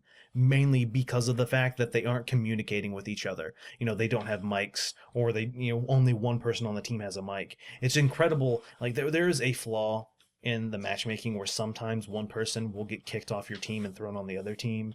And when that happens, it's just fucking devastating. Because you'll be with 3 people who aren't saying a word. And you're giving them instructions. You're like, all right, okay, back up to me and I'll heal you. And then they just run off. Yeah. And it's like, what do you do? And then you just get like trounced by the other team who are your friends. But when that doesn't happen, it's an amazing experience. And I guarantee you I'm not done with it. Oh, no. I don't doubt that for 1 second. Crispy? Last of Us was also my number 1. Again, like Nolan says, when that experience clicks, it clicks. There's something so wonderful about, especially playing like the snowy like lakeside I level, love Lakeside. where like when you start off and it's snowing and it's completely silent and you know that there's you and your 3 teammates and 4 enemies out there and you're all like hunched down low, like just kind of sneaking between the buildings and everything, and then you start hearing the first gunshots like ringing in the distance and you're like, fuck, now it's happening. Like there's just something so like visceral about that experience that's like incredible. It's incredible. That's one thing I forgot to mention real quick. Sorry, reminded me of something. Each level is very different, and especially levels like Lakeside and Dam, there'll be environmental things that happen. Like on Lakeside, a blizzard will roll in, and so it'll be super snowy, and you'll only be able to see like 10 feet. Yeah, like That's like what they did in Uncharted 2. When they yeah, did similar the to Uncharted 2. With the And same thing with sandstorms, like when you're on the dam, like a fog will roll in because of the water, and it becomes super dense and hard to see, and that's when it becomes intense because you have to decide: am I going to run forward and try and take them by surprise, or are they all waiting for me to run forward? And should I try and stand back and maybe set up a bomb or something to try and trick them? Yeah. The survival aspects that carry over into the multiplayer also make that really stand out, where like you don't just pick up grenades, you don't just pick up Molotovs, you have to pick up supplies to build craft, these things, and you're like building them on the fly, and you're like, well, I only have 1 shiv, am I going to use it to make a fucking multiplayer, or a melee weapon, or am I going to use like keep it as a shiv or something? Like you have to be more conscious of like what you have on you. One day I'll try this. It's really, really, really cool. My runner up for that was actually Samurai Gun. I mean, that game is just so fucking frenetic and so fun. Yeah. I like that's the great kind of game that you can like set up at a party and just have it going all night and people like jump in and out and play for a little while. The one reason It's great for drunk people too. Yeah, the reason why it didn't win mainly was because of the lack of any sort of like online support. Which is kind of devastating to that experience. If that had online support, I'd never stop playing it. Yeah, but I feel like a lot of the charm of that game, though, is playing it. Well, yeah. I mean, people you know. there is something to be said about the kind of like party atmosphere, but at the same time, because of that, we've only been able to play it like 2 or 3 times. Yeah. The whole time that it's been out, you know. I would also just make quick honorable mention of Splinter Cell Blacklist. Had really great multiplayer, Spies vs. Mercs, and Assassin's Creed 4, which multiplayer there is widely unchanged. It's been tweaked from 3. It's fantastic still. It's great. Nolan's making a sour face, but he hasn't really played that much of it. I haven't, but honestly, I just been rubbed the wrong way by it. I mean, ask anyone. That used to be my favorite multiplayer. It's still, period. Dude. It's still what it was. In fact, a lot still of the problems that it. cropped up in 3 have been plugged. Okay. Like I promise you, it definitely kind of. 3 was a good step forward. It had some big problems with it. They've kind of fleshed out that experience without taking it too much farther forward. But it's basically everything that the 3 multiplayer should have been. But that's just an honorable mention. I think one of my issues though is I have the game on the PC. Yeah. And it seems like every time I've played it, I've tried 2 or 3 times to play multiplayer, and every time there's not enough people playing the definitive, in my opinion, mode of multiplayer, which is Assassinate.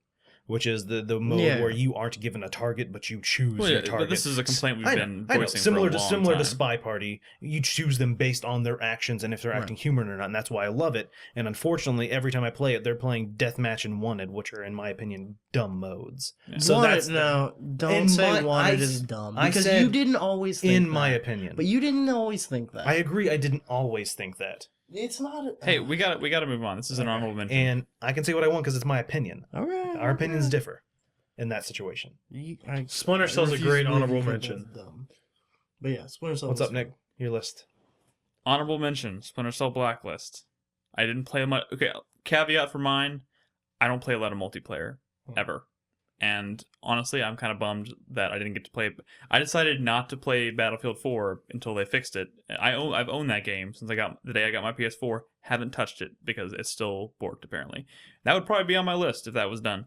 But it's not. So I'm gonna mention Splinter Cell Blacklist, which I played only for a couple hours, but I had a good fucking time playing it, even though I'm not the greatest at it, of course. But the best multiplayer experience I had this year was with Pikmin 3. That game, specifically the bingo battle mode, It is a lot of fun. is so much fun. Holy shit. And it's so charming and so I don't know.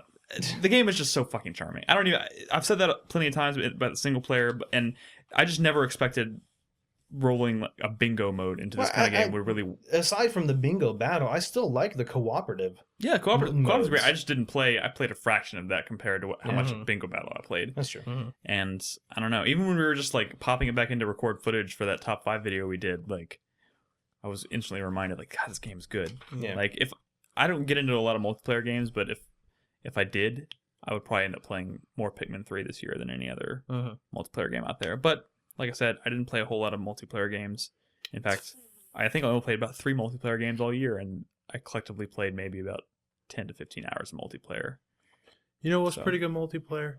When we played Mario together. That was pretty fun. That was pretty fun. That was fun. But we already knew that was going to be fun. No, we didn't. Wait. The best DLC of the year Yep. is. So, how would you define this category, Nick? Anything that's considered any add-on to an existing game, or I mean, there's also some blurred lines here too a little bit. Like for instance, Gotcha. Okay. I know where you're going. Okay. All right. My runner-up is all the outfits and hairstyles I bought for Mila Maxwell in Tales of Exilia. She has such amazing long flowing hair, which leads to some really cool, amazing hairstyles. And I bought a lot of them.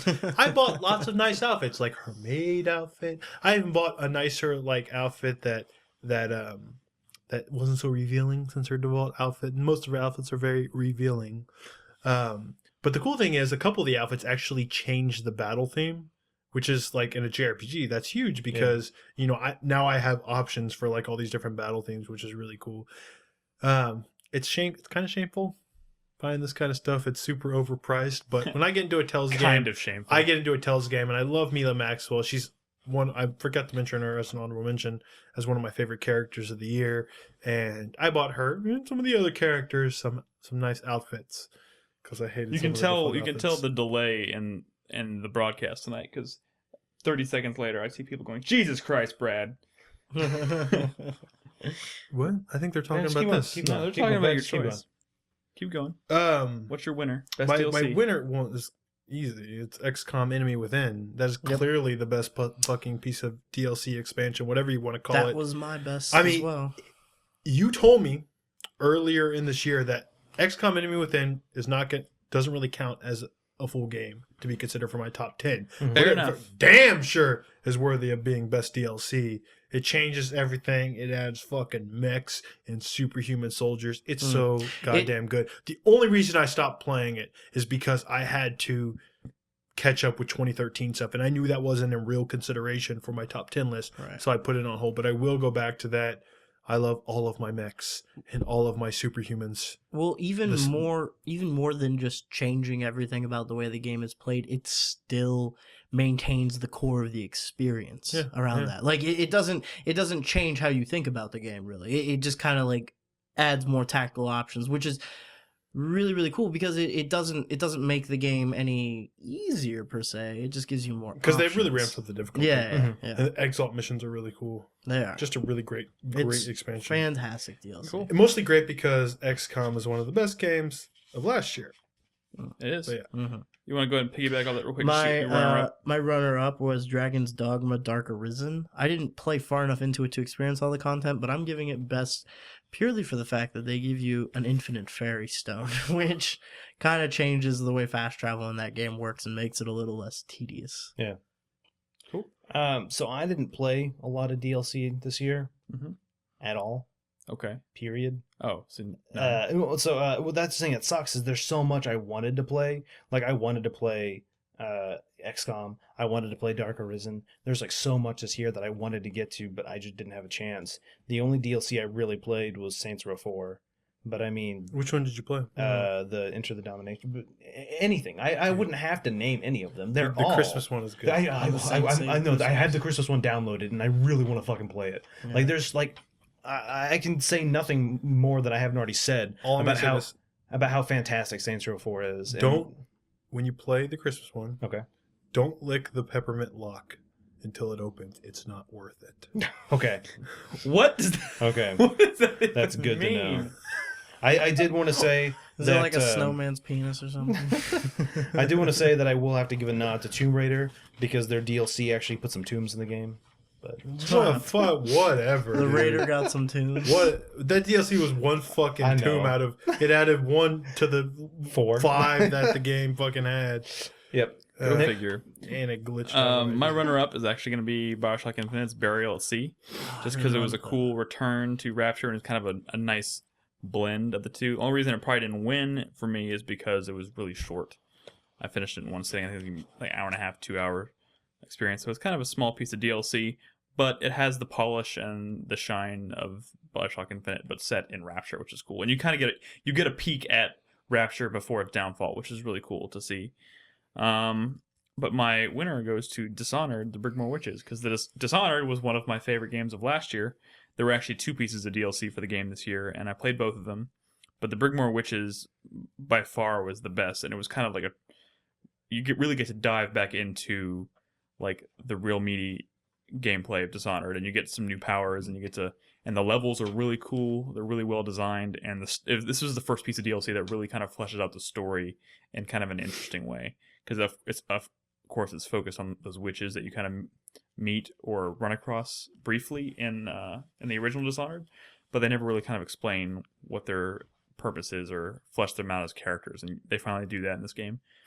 And it has like a more of a traditional story arc to it, so it feels like it has a beginning, a middle, and an end, which is cool. Dude, there's so many good games that we haven't even mentioned on these categories. Yep. It makes me sad. Yep. True. Maybe What's we the can next topic? just do it. Brad, biggest surprise. Biggest surprise. I'm gonna say, hey, let me do a cheat a little bit just to work in some games. No cheating, Brad. No, I'm cheating because y'all started it. I'm gonna say my runner-up is Puppeteer. I was not expecting let's much. start by naming a game that hasn't been mentioned yet tonight. Just kidding. I'm trolling you, Brad. Keep going. but you're not even All right, controlling Puppeteer, me with. what's your winner, Brad? with- I was curious. as to what Shut your the winner fuck was. up, Nolan. The reason Puppeteer was a huge surprise is because I didn't expect much of it. It kind of looked like Little Big Planet. Little Big Planet kind of controls like shit. So when it came out, the only reason I rented it is because no one mentioned anything about that game, and I like to rent games from GameFly that no one's talking about, because I think, well, if anyone's going to give it a chance, I guess it's going to have to be me. I was not expecting to like that game, and I ended up falling in love with it, and I was really, really not expecting that. And big surprise, they got married over the weekend. We did get married. Yes. Over the week. That was actually my winner, but I changed it to my runner-up because I'm going to say my winner for biggest surprise is Nintendo. That's not a game. But it doesn't. I mean, we didn't even We didn't specify it had to be a specify, name. So it's actually a couple of games. I was worried that Zelda wasn't going to be very good, and I was worried, and I was assuming that I was not going to like Mario at all. I hated Super Mario 3D Land. What really surprised me was how good Zelda actually was, Mhm. how it actually did some new things, how well it actually played, and just freedom to kind of do the dungeons in the order you want. That was really surprisingly refreshing. And if the game wasn't too fucking easy, then some of the others bold choices they made maybe would have been a little bit more affecting than they were, but it was still surprisingly, like, they didn't fuck it up. They made a sequel to A Link to the Past that's pretty goddamn good. And that's surprising, especially because the last 2 DS Zelda games kind of were lame. That's what I was saying. Like I was saying on my top 10 that this is the best DS Zelda game. And Mario, I was really not liking it. I kind of had fun when we played it together, but then when I started playing it by myself, I played a little bit with Malia also. It's really not enjoying it. It was just too easy and boring and not very surprising. But later on in that game, as it gets more difficult, as you unlock like secret worlds and stuff, it gets so fun and challenging. Like, you see stuff in the secret worlds that you just don't see at all in the main game. That's surprising. Like actual like mechanics, like ideas for levels that were fun and challenging and fresh, and it just became such a blast to play. Maybe a lot of that had to do with Rosalina, because she had a spin attack, which I was complaining about earlier when we were talking about the game. But she had it, and it was great, and it was fun and challenging, and I was really surprised by Nintendo this year. I was not expecting, maybe much from those games, because honestly, Nintendo hasn't been great. So lately, they've been kind of boring and straightforward, and they surprised me. Okay, cool. Nolan? Real quick honorable mention, I'll just throw out there, Tomb Raider. I was not thinking I was going to enjoy that much at all, but it turns out I did. That's true. The game Me ended up as being well. really good. That's awesome. Surprisingly, That's also a my good runner-up. shooter. It's Yeah, surprisingly a good really shooter. really well done. Even the upgrading system was good. Mhm. But my runner-up is Zelda, Link Between Worlds. I mean, Link to the Past is one of my number one games of all time, if not my number one. I can't really decide. But I was worried it wasn't going to be good. And even though it wasn't the best, it was still a fantastic, reimagining of that world. I was worried they were going to reuse all the bosses, but they didn't. I mean, they reused a couple, but some of the newer bosses were just as good as the original ones. Like Brad was saying, the game's a little bit too easy, but other than that, it was a great game. And my biggest surprise of 2013 was Assassin's Creed 4 Black Flag. Yeah. Coming off of 3, I had that, that sour taste in my mouth. I was so fucking skeptical up to the day. I didn't even buy this game. I rented it. Like, I was so skeptical of this game. I rented it from Redbox the night it came out because I did not think it was going to be even worth my money. But it turns out that the game was more so. It was just a fantastic job. I also, want to give up props to Ubisoft for getting rid of their Uplay passport. Yep. Getting was a rid of good that. move. Yeah. But yeah, that great game. I would also like to point out, I was the only one that went and checked that game out at E3, and a lot of the stuff that we were blown away by in Assassin's Creed was shown off in that demo. But they had been saying it all. They had been saying it and they had been showing it, but it wasn't really actual. Like, you couldn't tell if what they were showing you was actually. You could in that demo. I wasn't at E3, Nick. I'm not talking about. I said I didn't attack you, Nolan. I said nobody else. I went at PAX, and at PAX they showed a shit. So Yeah. I was really skeptical. Yeah. Anyways, Crispy? My runner-up for biggest surprise goes to Saints Row 4. Not necessarily because I wasn't expecting to like it, but because I wasn't expecting it to be the best superhero game to come out in a year where a Batman Arkham game also came out. Second best superhero game. Oh, yeah. Wow. Best superhero game is Wonderful 101. Yeah. Okay, Wonderful 101's about superheroes, but, I don't know. It doesn't...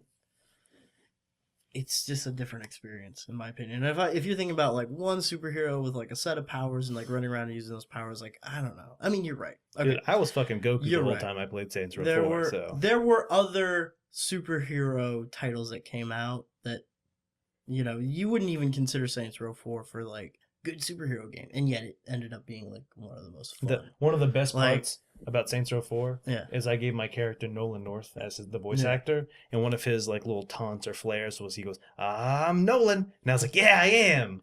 Every time you do it. my God.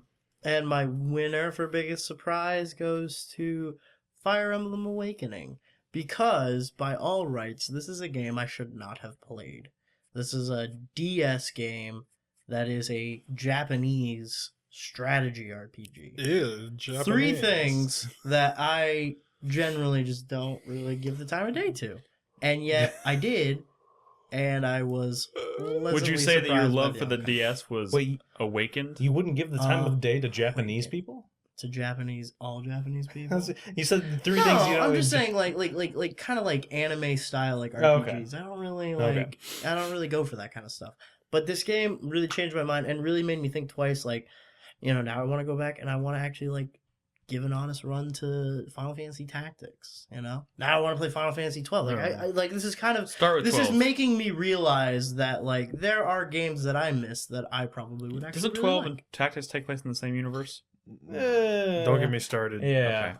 Also, there's Final Fantasy similar Tactics is aspects. very not anime, so don't worry about that. Okay. It's very Game of Thrones. Yeah, I get you saying.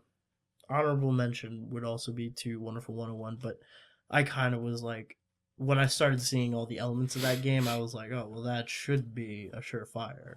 Wait, people are saying I said something racist. Did I say something racist? You're racist, Nick. No. Japanese people. You No. were the one who said you wouldn't give the time of day to Japanese people. Why? I didn't say I wouldn't Why give are the time people of in day to chat saying I Japanese said people. something racist? I said I wouldn't give the time of day to Japanese games. I know. Which isn't necessarily true, just kind of a general tendency. I have no idea what you people are talking I counted about. them. It surprised me. 6 of my top 10 are Japanese developed. Huh. Damn. Yeah. Nice. Damn. Okay. So My don't ever runner-up, underestimate them. Splinter Cell Blacklist. for a series that I have never been gung ho about, and I've only played 2 games. Honestly, the 2 that have been the least well received, I was blown away by Blacklist. Like that game is fantastic. I think anybody who likes that genre or is interested in dabbling in that genre must play this game. It's fantastic. And my where am I going?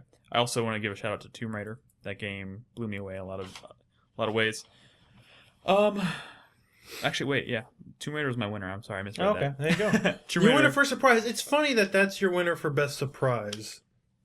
Why? Because it's one of my honorable mentions for biggest disappointment for me.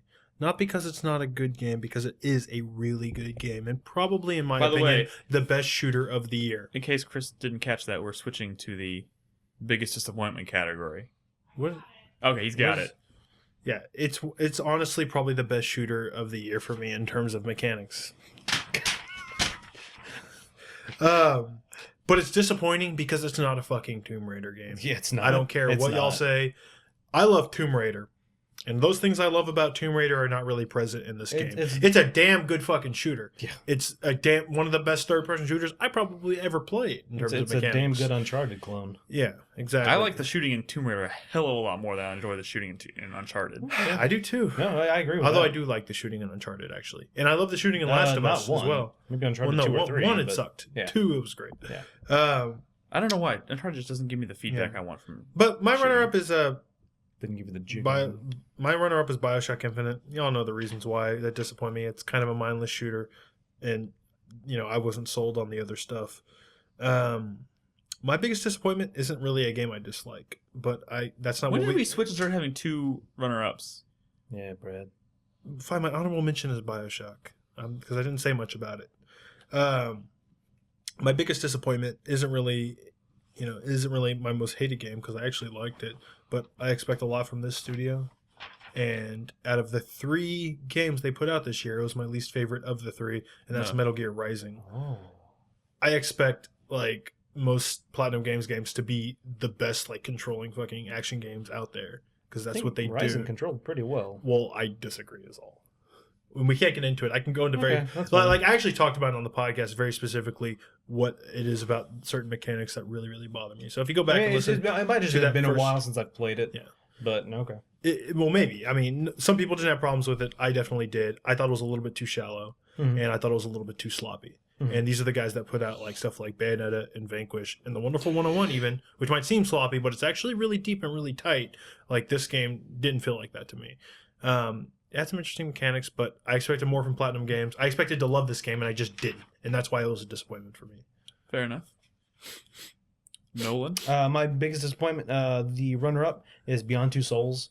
I was super excited for that game. God damn it, Nolan. Is that your runner-up? Runner-up, yeah. Yeah. Just because, I enjoyed Heavy Rain, and I didn't play enough of Indigo Prophecy, but what I did play, I enjoyed. And I was just super, hopeful for this game. And within the first, hour, I was like, really?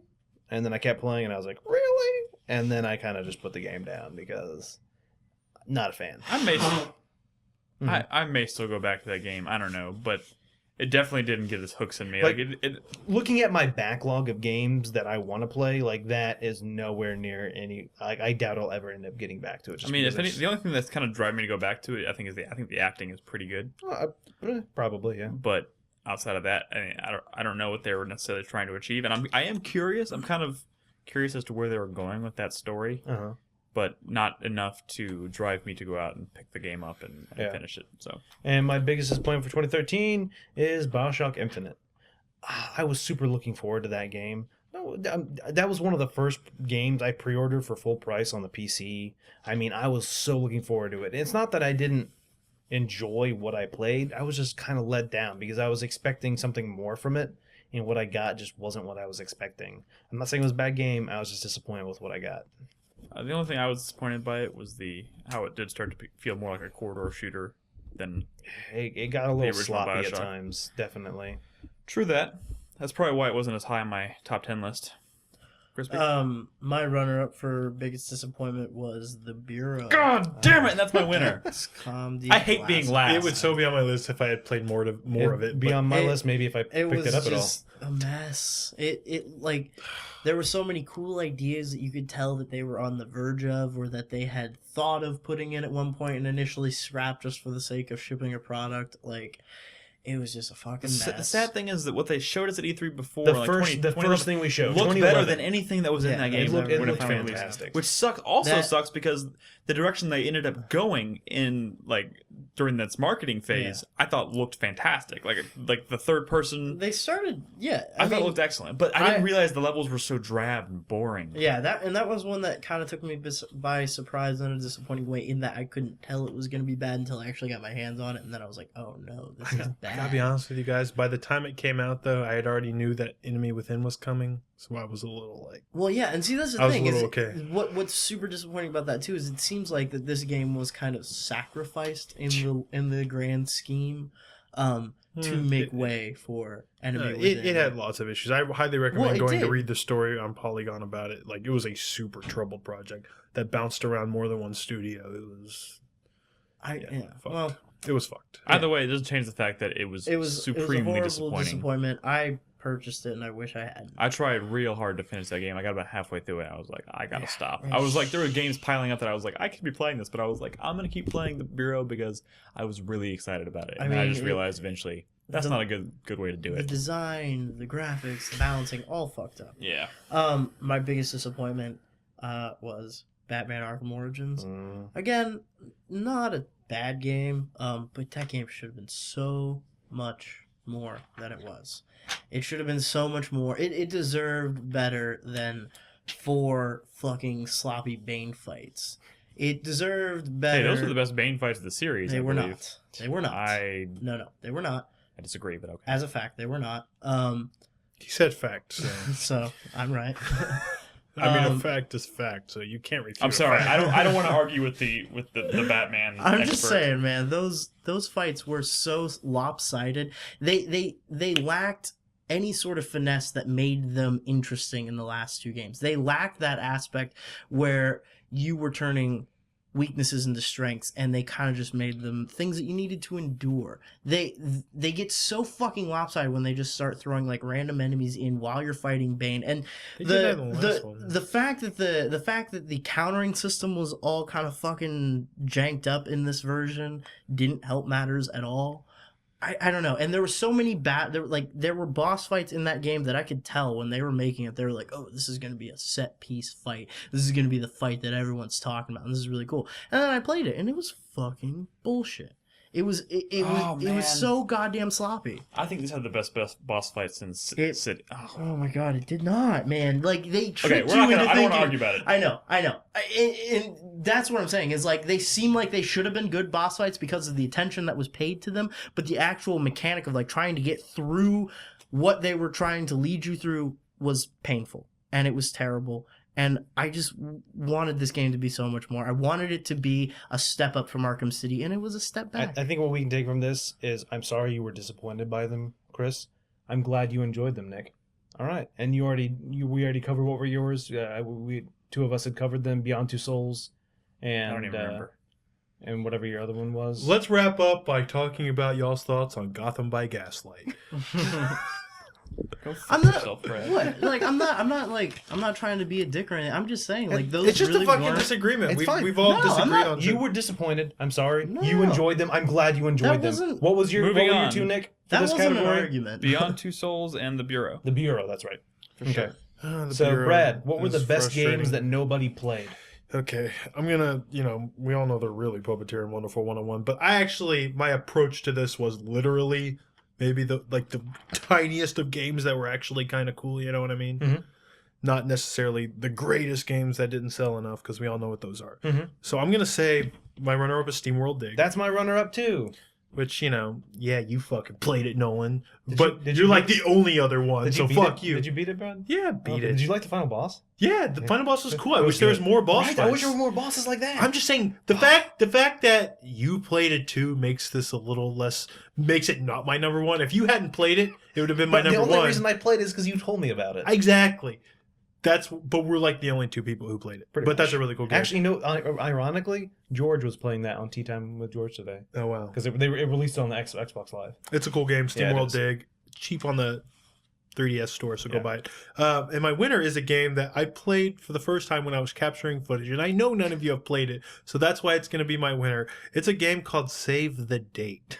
For Brolos. Yes, I captured footage of it for Carlos, and I'm glad I did because this game is amazing. I don't even know how much it costs or where to get it. I thought it was free. It might even be free. I think. Did you not Yes. watch Carlos's top 10? Because I'm pretty sure he said it was free. Okay, so it's free. I know I love Stanley Parable, and I'm a little sad that it hasn't been getting much love here because it's a great game. It just doesn't necessarily fit into all these categories. Yeah. If you like something like Stanley Parable, Save the Date is kind of awesome for similar reasons, but I don't kind of want to spoil it. All I'll say is this. The goal of the game is to go on a date with a girl or a guy. I don't actually know. It's a girl. And for whatever reason, no matter what, and it's all a game about making choices, decision making. You know, you're like, are you going to get this? Are you going to eat this or are you going to eat this? Are you going to wear this or are you going to wear this? But for some reason, by the end of the date, your date ends up dead. And you're trying to go through this game, making the decisions to have her not die. And I don't want to spoil it, but let's just say future decisions as you replay the game your character is aware that no matter what you do, your date dies. And that starts popping up in the decisions you get to make. Oh, so it's like a predestination paradox. Sure. Like, Bioshock like Infinite. whatever you try to do ends up Sure, causing what you're trying to prevent. Bioshock Infinite. Yeah, Just that makes play it sense. because it's really I funny. definitely it's want to super play this. funny. I definitely want to play And no this. one's played it. That's why I put it on here and the best no one played. Even though really it's all you fuckers who didn't buy Puppeteer. But hey, what are you gonna do? I thought Puppeteer. It's $7 right now. PSN. So best games nobody played. Like I was saying, my runner-up is SteamWorld Dig, and my number one game for best game nobody played is Legend of Dungeon. I'm not saying nobody played. I know people definitely did, but I love this game, and every time I can, I try and draw attention to it just because how innovative it is. I mean, they're constantly trying to add new stuff to the game. It's so exciting. It's an intense game that I've had a lot of fun with, and I think anybody who hasn't played it should play it. Cool. Crispy? My runner-up is going to be for The Cave, just because again, it's a short little experience. I think it's worth it. It's a fun little storytelling game. I think it was free through PlayStation Plus, so I bet some people have it. Some I of have the it. some of the characters have like kind of interesting little stories, that are worth playing. And my number one, I heard they're like kind of twisted. they are. Okay. Yeah, like that's the thing. Like all the characters are kind of fucked up, and the cave kind of tells the story of why they're fucked up. Cool. There's one of my favorite ones was the time traveler, because there's actually like in her section of the cave, you actually go between present day prehistory and the future, and you use that as like a puzzle mechanic. So like you have to move like a dinosaur skeleton over to one area in prehistory, and then you go to the future, and it's a pile of like oil that you use. Like Cool. yeah, kind of shit like that, you know. That's pretty cool. And my winner was for Gunpoint. That game was really fun. I'm assuming that not many people played it, only because I don't ever hear anybody talk about it. But Yeah. it was a really well done game. It wasn't like too overt graphically or writing wise, but like it was really funny for what it was. The mechanic, the actual like stealth puzzle mechanic of it was really cool, and I just haven't heard a lot of people mention it. Yeah. I was Again, gonna put it on so- my list. It got cut pretty early, but you know, I still think it deserves I attention. played a bunch of it for capture. It's really fun. Yeah. Cool. Best game nobody played. I will give my runner up. It goes to Brothers: A Tale of Two Sons. Now I feel like that's probably changed by this point, especially since it got a lot of attention at the VGAs. Yeah. But when that game first came out, nobody was really talking about it, and that game is excellent, and it's cheap enough and it's short enough that everybody should find the time to play it. But I think my winner is going to go to, I don't know what the sales were like in this game, and it's been getting some buzz, I guess. But I don't think it gets mentioned nearly enough on like other Minecraft? award shows. No, Call of War as Gunslinger. Oh yeah. I'm certain plenty of people played that game, I suppose, but not nearly as many as probably should. Yeah. A lot of people wrote that series off because they hated that's probably one of Cartel. the reasons. Is just got a bad taste in their mouth, and they weren't looking forward to something. And I remember new from playing it. this game at PAX a few years ago and just being like, "What?" Then I think at that point I was still running on the Red Dead Redemption high, and I was like, "Oh yeah, this is the next kind of Western themed game." And it's kind of like it has like the polish of like, maybe the shooting of Red Dead, but in a very linear I remember structure. when we first saw that on the show floor, Yeah. and I kind of like passed it off as like Everybody it's passed by it. Like they had the small little booth and nobody was playing it. There were lines for everything else around it except for that. I just Yeah. walked up, picked up the controller, like, this is pretty sweet. Yeah, And it has a really cool approach to the storytelling. Mhm. Like, really, really cool. Yeah. So, yeah, that's my winner. Any honorable mentions by you guys? I'm good. Well, Elders was pretty cool. Which It's, one? Eldritch. it's like the voxel based dungeon crawler, Mhm. Lovecraftian. It's fun. I'll say this: I'm playing a puzzle game. I alluded to it earlier, called Toki Tori 2 Toki Tori Plus, 2. and I can't explain like how surprised I was about this game. I mean, you're literally the game tells you nothing, and you figure it out through like observation, and you have like the Swapper, you have all the tools at the beginning of the game, and you could do the whole game, but it's all about figuring out how things work, figuring out how things interact with each other, and experimenting. And it's surprisingly fucking amazing. Came out of nowhere, but I played it technically in 2014, so I don't even know why I'm You talking were playing it about last night, weren't you? Yeah, or 2 nights ago. 2 nights yeah, ago, yeah, Sunday. that's why it's this weird thing, like Cart Life, which I guess kind of fully released in 2013, but I actually played it in 2012. But Yeah. I'm mad at all of you for not actually. Everyone's talking about Papers, Please, sucking Papers, Please dick. But Cart Life, dude, that game achieves like some of the same awesome things that Papers, Please does, even better. And But I think in some ways, and no one's talking about it. It came out on Steam this year. Why is no one talking about Cart Life? That game is I fucking think it's amazing. because Cart Life has erectile dysfunction and its dick gets too limp easily, and you have to work a lot. Dude, that- harder. Oh, my God. Cart I'm just Life, going based off Brad's analogy. Cart Life I'm just saying, is fucking amazing. Cart Life is really fucking difficult. Glimbowski kicked the shit out of Georgie. That's all I'm saying. That's debatable. Honorable mention, real quick, Hammerwatch. I know Crispy played it some, but that's definitely a good game. It's like a dungeon crawler. It's really, yeah, exactly. You don't even know what I'm talking about.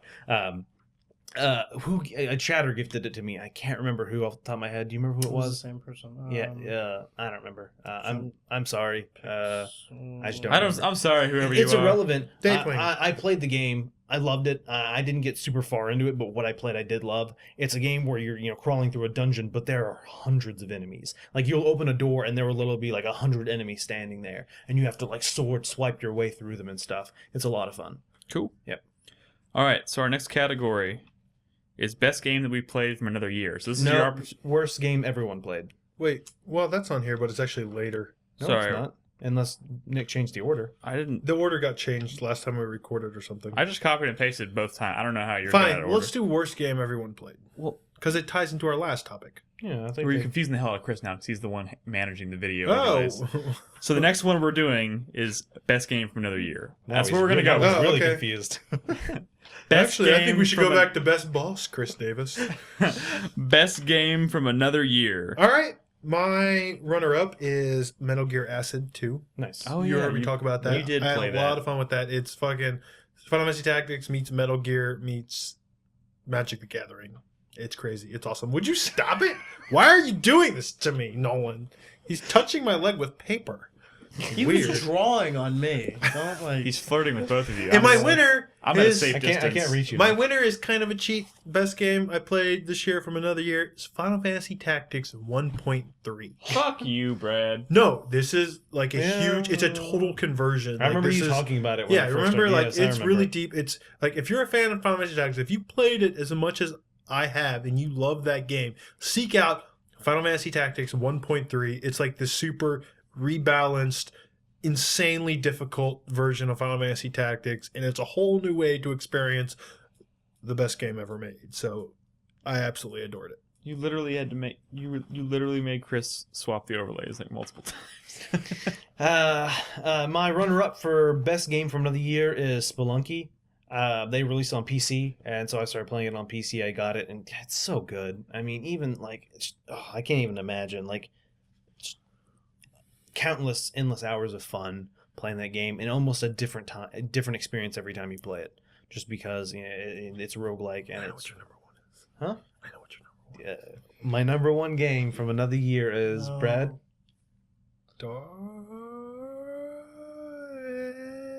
He's gonna say Dark. He was gonna say. It's not Dark Souls, unfortunately. I haven't played enough. Why not? Dark Souls is my Do number y'all one not game know from what the I year. played probably more than anything else this year? No. Oh, you played a lot of fucking Gary's mod. It's Gary's mod, specifically Trouble in Terrorist Town. Okay. I mean, Gary's mod overall, just because I got into Gary's mod this year, and I played plenty of fucking mods on Gary's mod, and just having so much fun with community. Prop hunt, murder, Morbus mod, but fucking TTT, just so much fucking fun playing that. It's ridiculous how many hours. I mean, the first time I casted it, and I was like, maybe I'll play this for like 15, 20, an hour, whatever. And I played it till like 4 a.m., 5 a.m. the next day. I fucking love that game. Yeah, it's it's good. so good. It's a good one. Crispy. My runner-up for best game from another year is Might and Magic Clash of Heroes. That's a good fucking game. That is And a I good game. think I selected that last year too.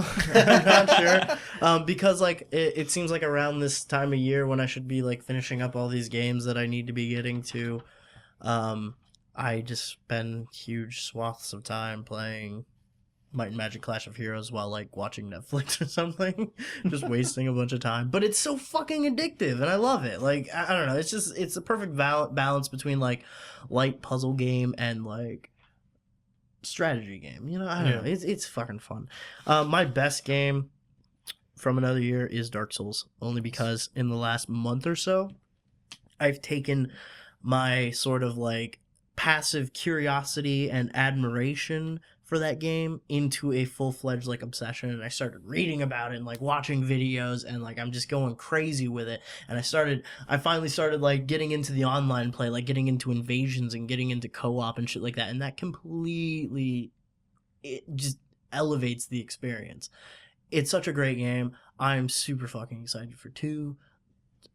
I can't even talk. I can't even talk because I'm just overwhelmed by like how much I love this game. It's so fucking good. This guy, your tweet was fucking adorable.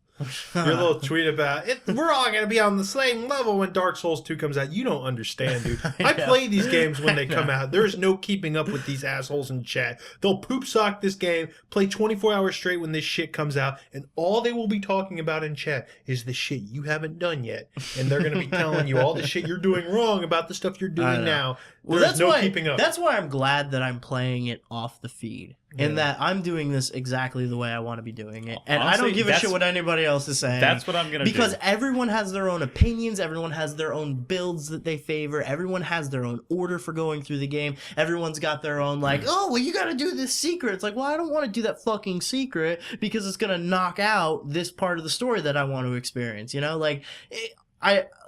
I'm casting everybody aside and saying this is my world and I'm going to when do I this finally the get way around I to doing want. it, I'm not going to do it on the feed. So I will say that's definitely Dark Souls. It was a contender for this list, and the thing is, I haven't beaten it. I'm nowhere near beating it. And the thing is, nobody really knows. Like when I first started playing this on the feed, they're like, "Oh, it's Nolan's first time," and it wasn't, because I played it on the PS3 not long after it first came out. Mhm. And much like Crispy, I became obsessed with it, and I would look up videos online and all this stuff. And I thought I knew everything there was to know about the game, but I only knew everything there was to know about maybe like Undead Burg and maybe a little bit about Blighttown. The And that's first all I of, knew. like 20 sections. Exactly. And so I started playing it on the feed this past year, and everyone was like, "Oh, no, you should do this." Then I wasn't really listening to them. I was like, I know what I'm doing here. I've played this before. And then I got past Blighttown, and Jesus It's Christ, completely like there different. is so much more in this game I don't know about, and I'm taking the route of not doing what I first did and looking it all up online. So I go in blind. So I walk through the white light, and I have no fucking idea what's on the other And side. it's always bad. Oh yeah, It's always and the terrible. first time I Like, fought, what were the name of the bosses? I fought? Smo and Ornstein. Yes. Oh Smo my and god, I- you finally got to I them? fought them last Yeah. night. I think 4 tries. Jesus. I've been It co-oping wasn't- that. It wasn't so- too bad, but I've also every time I go human, I get invaded by someone who, like, Yeah. just they were different telling me now, it was a yes. hacker. His weapon ignored my shield, hit me with a curse, and hit me with Egghead, and killed me in one hit. Like he invaded, and like 5 seconds later, I was dead, and I was like, One weapon balls. did all. The of thing that? is, you don't Wow. when that game first comes out, Oh yeah, you don't have to worry about that as much. I think that's the mega fuck you blade. Yeah, exactly. Yeah, exactly. You don't And have to so, worry about that. well, yeah, that's what I'm saying. So I'm excited for when it comes out because I'm probably not going to play it on the feed a lot when it comes out. I'll probably play it on my own, and so I'll be able to experience it. I'll be able to be human and get invaded by people because not necessarily will they be on the same level with me, but it's more likely that they will be on the same level with And me. there are just so many secrets and surprises in that game. Every time you play it, you learn something new about how it works. I don't even know what we're All right, talking about. Yeah, anymore. let's keep going.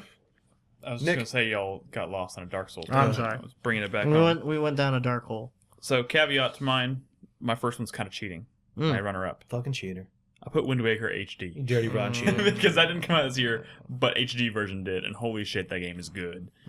I'll just leave it at that. It's definitely the ideal version of that game to play if you have the option, The definitive version. the definitive version. But The director's cut.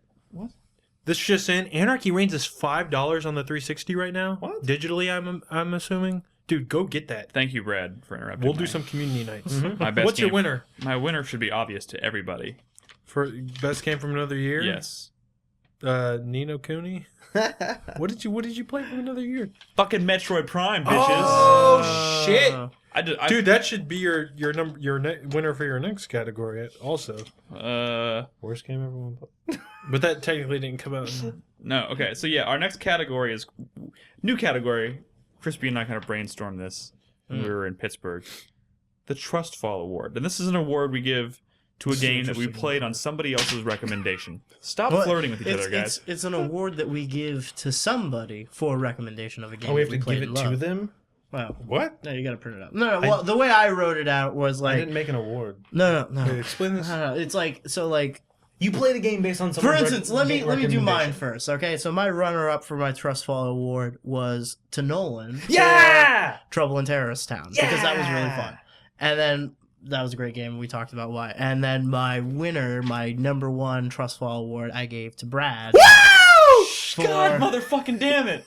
For I'm getting awards here. I'm him excited. being the one to kind of pique my interest in Wonderful 101, which turned out being my number one game of the year. That was a spoiler alert. Go watch my top 10 video to find out where. I already know you're number one. Why am I even gonna watch it now? Wow. I already God, watched it. I hope people in chat. There's a delay. People in chat aren't prepared for that. All right, I go next. My runner-up, I give an award to Carlos for telling me to play Save the Date. But he told me actually back when he first played it. Yeah. And he didn't want to tell me anything about it. He just said play it. And I finally did it for capturing footage, so he gets that award.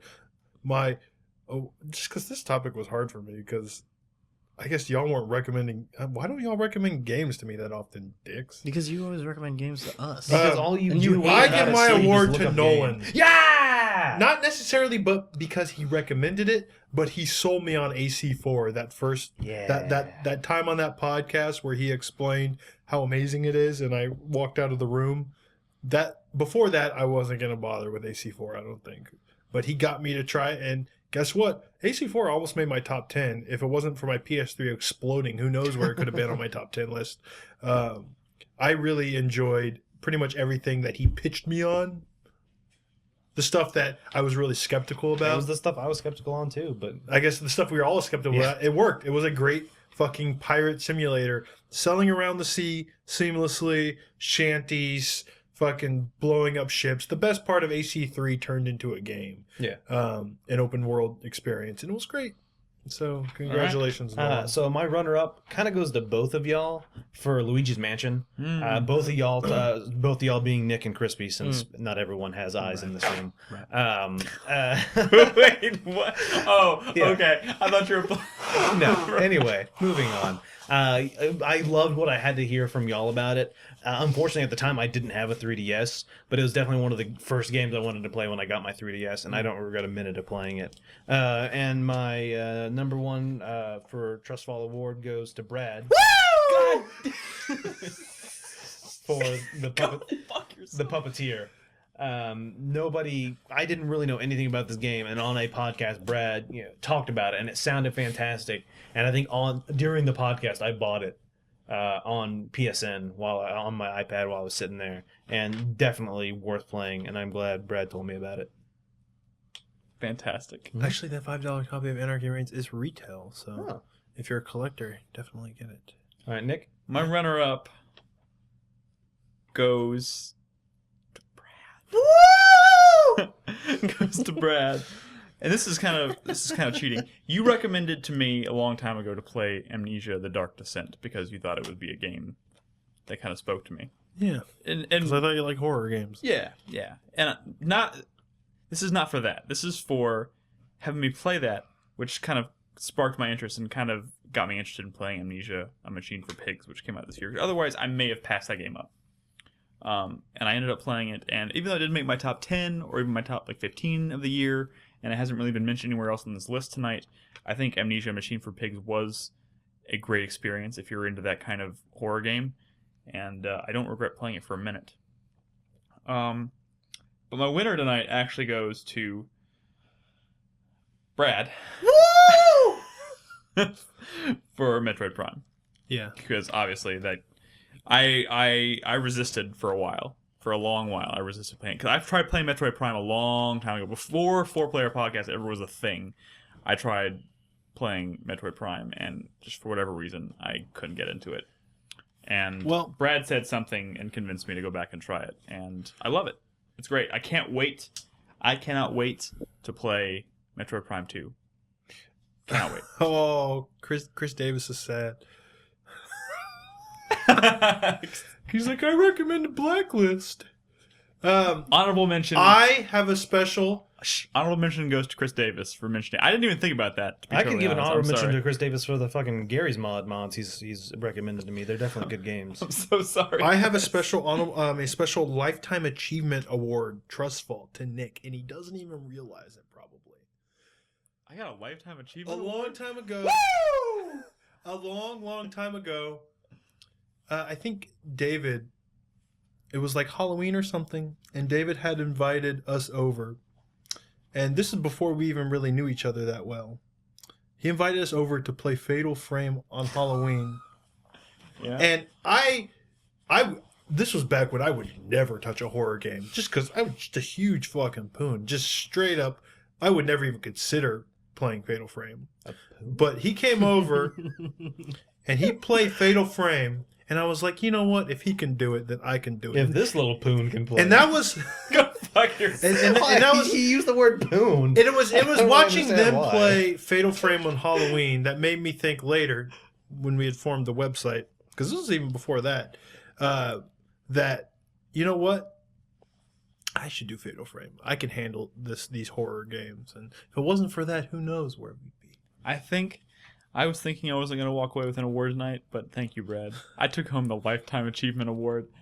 I'm so thankful. The Lifetime Achievement I wish I had prepared a Not speech. the overall Lifetime Achievement Award. wish I could. That goes to me. I wish I would have prepared a speech and maybe thought of some people to thank, but I didn't. So let's move on to the next category, which is Worst Game Everyone Played, which is kind of the opposite of the last I'll one. go first.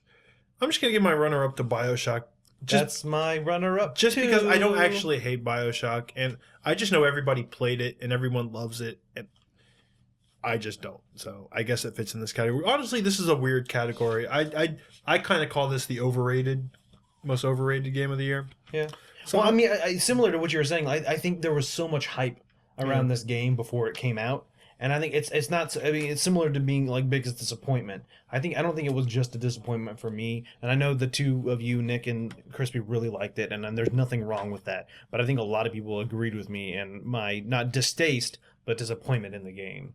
I just think it's legit overrated. But hey, Yeah. And my winner is not even a game I really have that much vitriol for. You know, in fact, I haven't brought it up at all. I don't think in any of our award discussions or even considerations. But it's a game I played this year, and like everybody plays it. Everybody who has a 3DS talks about playing this fucking game every time it comes out. But Animal Crossing New Leaf, this is not a bad game, but this is a game that when it comes out, everyone's like, "Oh, fucking Animal Crossing, it's so amazing." But these games, there's been 4 of them, and they like never add shit. You know, I'd give this to Pokemon if I had played Pokemon, but I didn't play Pokemon. I played Animal Crossing, and come on, Nintendo, it's the same shit. That's like that's actually my runner-up. Every fucking time. And like, I don't Wait, even... which one? Animal Crossing. Oh. I don't hate Animal Crossing. I have a good time with it usually for a couple of weeks. Wait, did you play it? No. I've never played Animal Crossing, and the reason Well, why that's is not because fair then. no. The reason why is because every time I try to ask somebody, like, what is so great about Animal Crossing, it devolves into a discussion of them outlining, like, all the different furniture they got for their house. But that is part of it. And that just sounds fucking, like, I don't understand. I don't get it. It is generally like I don't get it in that category. So, Hey, all I'll say this is it's Treehouse localized. It's got super clever and charming writing. Like you'll fall in love with all of your town members in a way that you really weren't. That All of you them. probably had no idea could even happen. But like the game is worth trying out. It's on my list This isn't- because it's the 4th entry and it's the same shit. So I have an excuse because I played those other games. Let's not get into a debate about. I agree. But I'm thinking I think you would like it. Good list, Brad. Worst game ever played. My runner-up is BioShock Infinite. Worst game ever played is what you just Worst said? game ever played. Worst game ever Jeez, played. no, that's harsh. This escalated quickly. It did. Where was it? Worst game everybody played. BioShock Infinite. Chris is like, I don't have an overlay for this one. Well, I already said the reasons I thought and Yeah. why. But in my opinion, the worst game everybody played this year is Super Mario 3D World. Oh, that game's fun. I'm not saying it's bad. I've already talked Also, about have you seen the sales numbers? Oh, Are they not good? no, Oh, really? it's actually kind of sad. Okay. Well, everything I've heard, because I heard so many people talking about it Yeah, and talking about when it first came out and how they were playing it and stuff, I just got like, I think it was more of a combination of being disappointed and the fact that so many people were playing it, and it's just the fact that so many people give in to Nintendo. They're like, oh, well, they finally gave us another one. All right, fine, I'll play it. When Nintendo, you need to fucking hold out and don't buy their shitty games because Nintendo is capable of so much fucking more. When I described that perfect Mario game, a Skyrim-esque open world similar to 64, that'd be fucking amazing. it would be. And Nintendo, it's not like they don't have the capability of doing it. They do. Why won't they go back to a 64 Super Mario Sunshine Model. Thank you, that's the word I was looking for their games? Why do they keep having to do this level-based shit, time-based, like, kind of open world, but the camera's fixed and you can't really, like, see where you're going? Like, no, give me a free camera, give me an open world. Maybe there could be hub worlds after that, but don't make the overworld map just something I run around to get to the hub world. It's like Super Mario 2 or like how Super Mario 3D World was. Give me a world I can explore and Yeah, actually you're find right. stuff in it. That's why that's the worst, in my opinion, worst game everyone played. You're not wrong. Crispy? I already did my runner up, but my winner was actually for a game I don't typically play that much, but it's still significant enough that I think it's worth mentioning. Call of Duty Ghosts multiplayer, because I really like first-person shooters. I like multiplayer first-person shooters. Call of Duty, whatever your opinions are of the series, is a well-done multiplayer shooter. I don't really play them that much. I don't really like the series, mostly because of the fan base, But it was still a really solid multiplayer shooter game, and it still had that much going for it. And if it wasn't going to be anything particularly new or innovative with that formula, at least it could be solid at the core of that concept. And Ghost took that one last shred of dignity that they have and kind of just did away with it. It's not a fun multiplayer shooter anymore, At least before in Black Ops 2 and Black Ops and Modern Warfare 3 even. Like, Modern Warfare 3 was a little shaky, but even in those, like, you could hop in and still manage to have fun playing it, Yeah. What I played of the Ghost multiplayer, not the case here. They kind of just fucked up the balancing, and it's... I don't know. I They feel finally shit the I bed? feel like it's a waste of time, and I feel like this is the lowest that the series has ever been, and that this could be the beginning of the end for Call of Duty as a franchise, which is notable. Yeah. Oh, yes, Like- definitely. Okay, I'll kind of piggyback off that one, and this is also a caveat to my runner-up, because I didn't play this game. I didn't touch it. I own it. Didn't touch it. But everybody played it. And that's Battlefield 4 multiplayer. Mm. And not because Battlefield 4 multiplayer is bad. We all know it's fantastic. But that game is broken in all kinds of ways. Mm. Like, to the point where they're having to issue statements like it seems like every week, apologizing and saying we're going to fix it, and then they release a patch and it's not fixed, and yet people continue to play it, and it's so bad that I'm scared to play it. I'm scared to pop it in and play it, and that sucks. That's a real disappointment for me. But I didn't actually play it, so I'm not going to give my winning spot. But I'm going to give my winner to, and this is not a bad game, Grand Theft Auto 5. Oh, Because honestly, I played that game all the way through. I had a lot of fun. I loved Trevor as a character.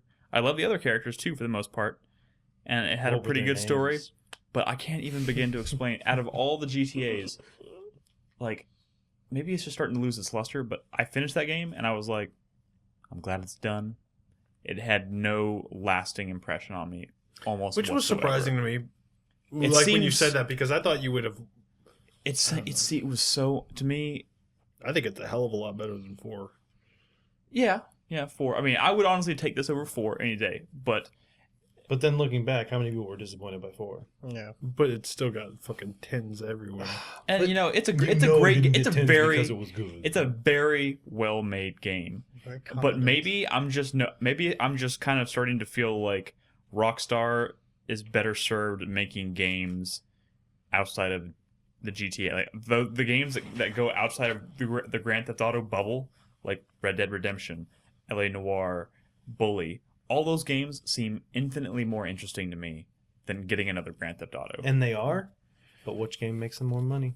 Yeah, well, yeah, it's always going to come down to money. It always And is. the problem is they have potential. Like, they could come up with a concept for a new Grand Theft Auto that will genuinely get me surprised. And But you- if they keep rehashing open world Los Angeles over and over and over and over again, I'm going to be done with the series. But that's what I'm saying, is it all comes down to money, and that sucks. And that's why Nintendo makes these shitty, like, Mario games when they could do so much more, because it's so much the problem is- Hold on, it's so much cheaper.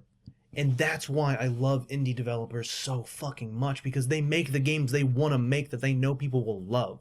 Yep. That is why I am so glad there are so many indie games coming out this year, because I know they will be good. The problem is I almost feel like they don't get a pass because of the money thing, because Grand Theft Auto is Grand Theft Auto, and it doesn't matter where they take that series. They could do anything they want with that series, and it will sell like hotcakes. They're not at that point. They're not taking a risk because people will buy it because it's called Grand Theft Auto. Oh, of course. Well, and it's So not they like could- Red Dead didn't make millions of dollars too, you know? Like, Exactly. I mean, there's the company obviously has plenty of ideas to pull from. Hey, and we're getting to into a run with. Yeah, I conversation agree. that's I'm just saying. that's All right. I feel like I philosophical have to conversation. definitely justify saying You don't have GTA to. 5. Next is a topic What's the worse next game. topic, Nick?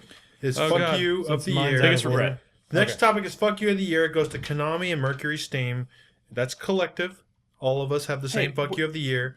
Next topic is biggest gaming regret of 2013. Okay, I'm glad you covered that. Hopefully, Chris Davis sorted out the overlays on that one. Biggest gaming regret. My honorable mention goes to Card Hunter. I played some of it, but I felt like I didn't play enough of it to really fall in love with it like I wanted to, mostly because of that free-to-play model. I don't know. But it seemed really cool. My runner-up is I didn't get a chance to play enough or any Last of Us multiplayer. You know, I never bought the game, and then I didn't have an online pass, and then I didn't have a working Blu-ray drive, and it's just not going to happen. But I wanted to. It sounded like fun.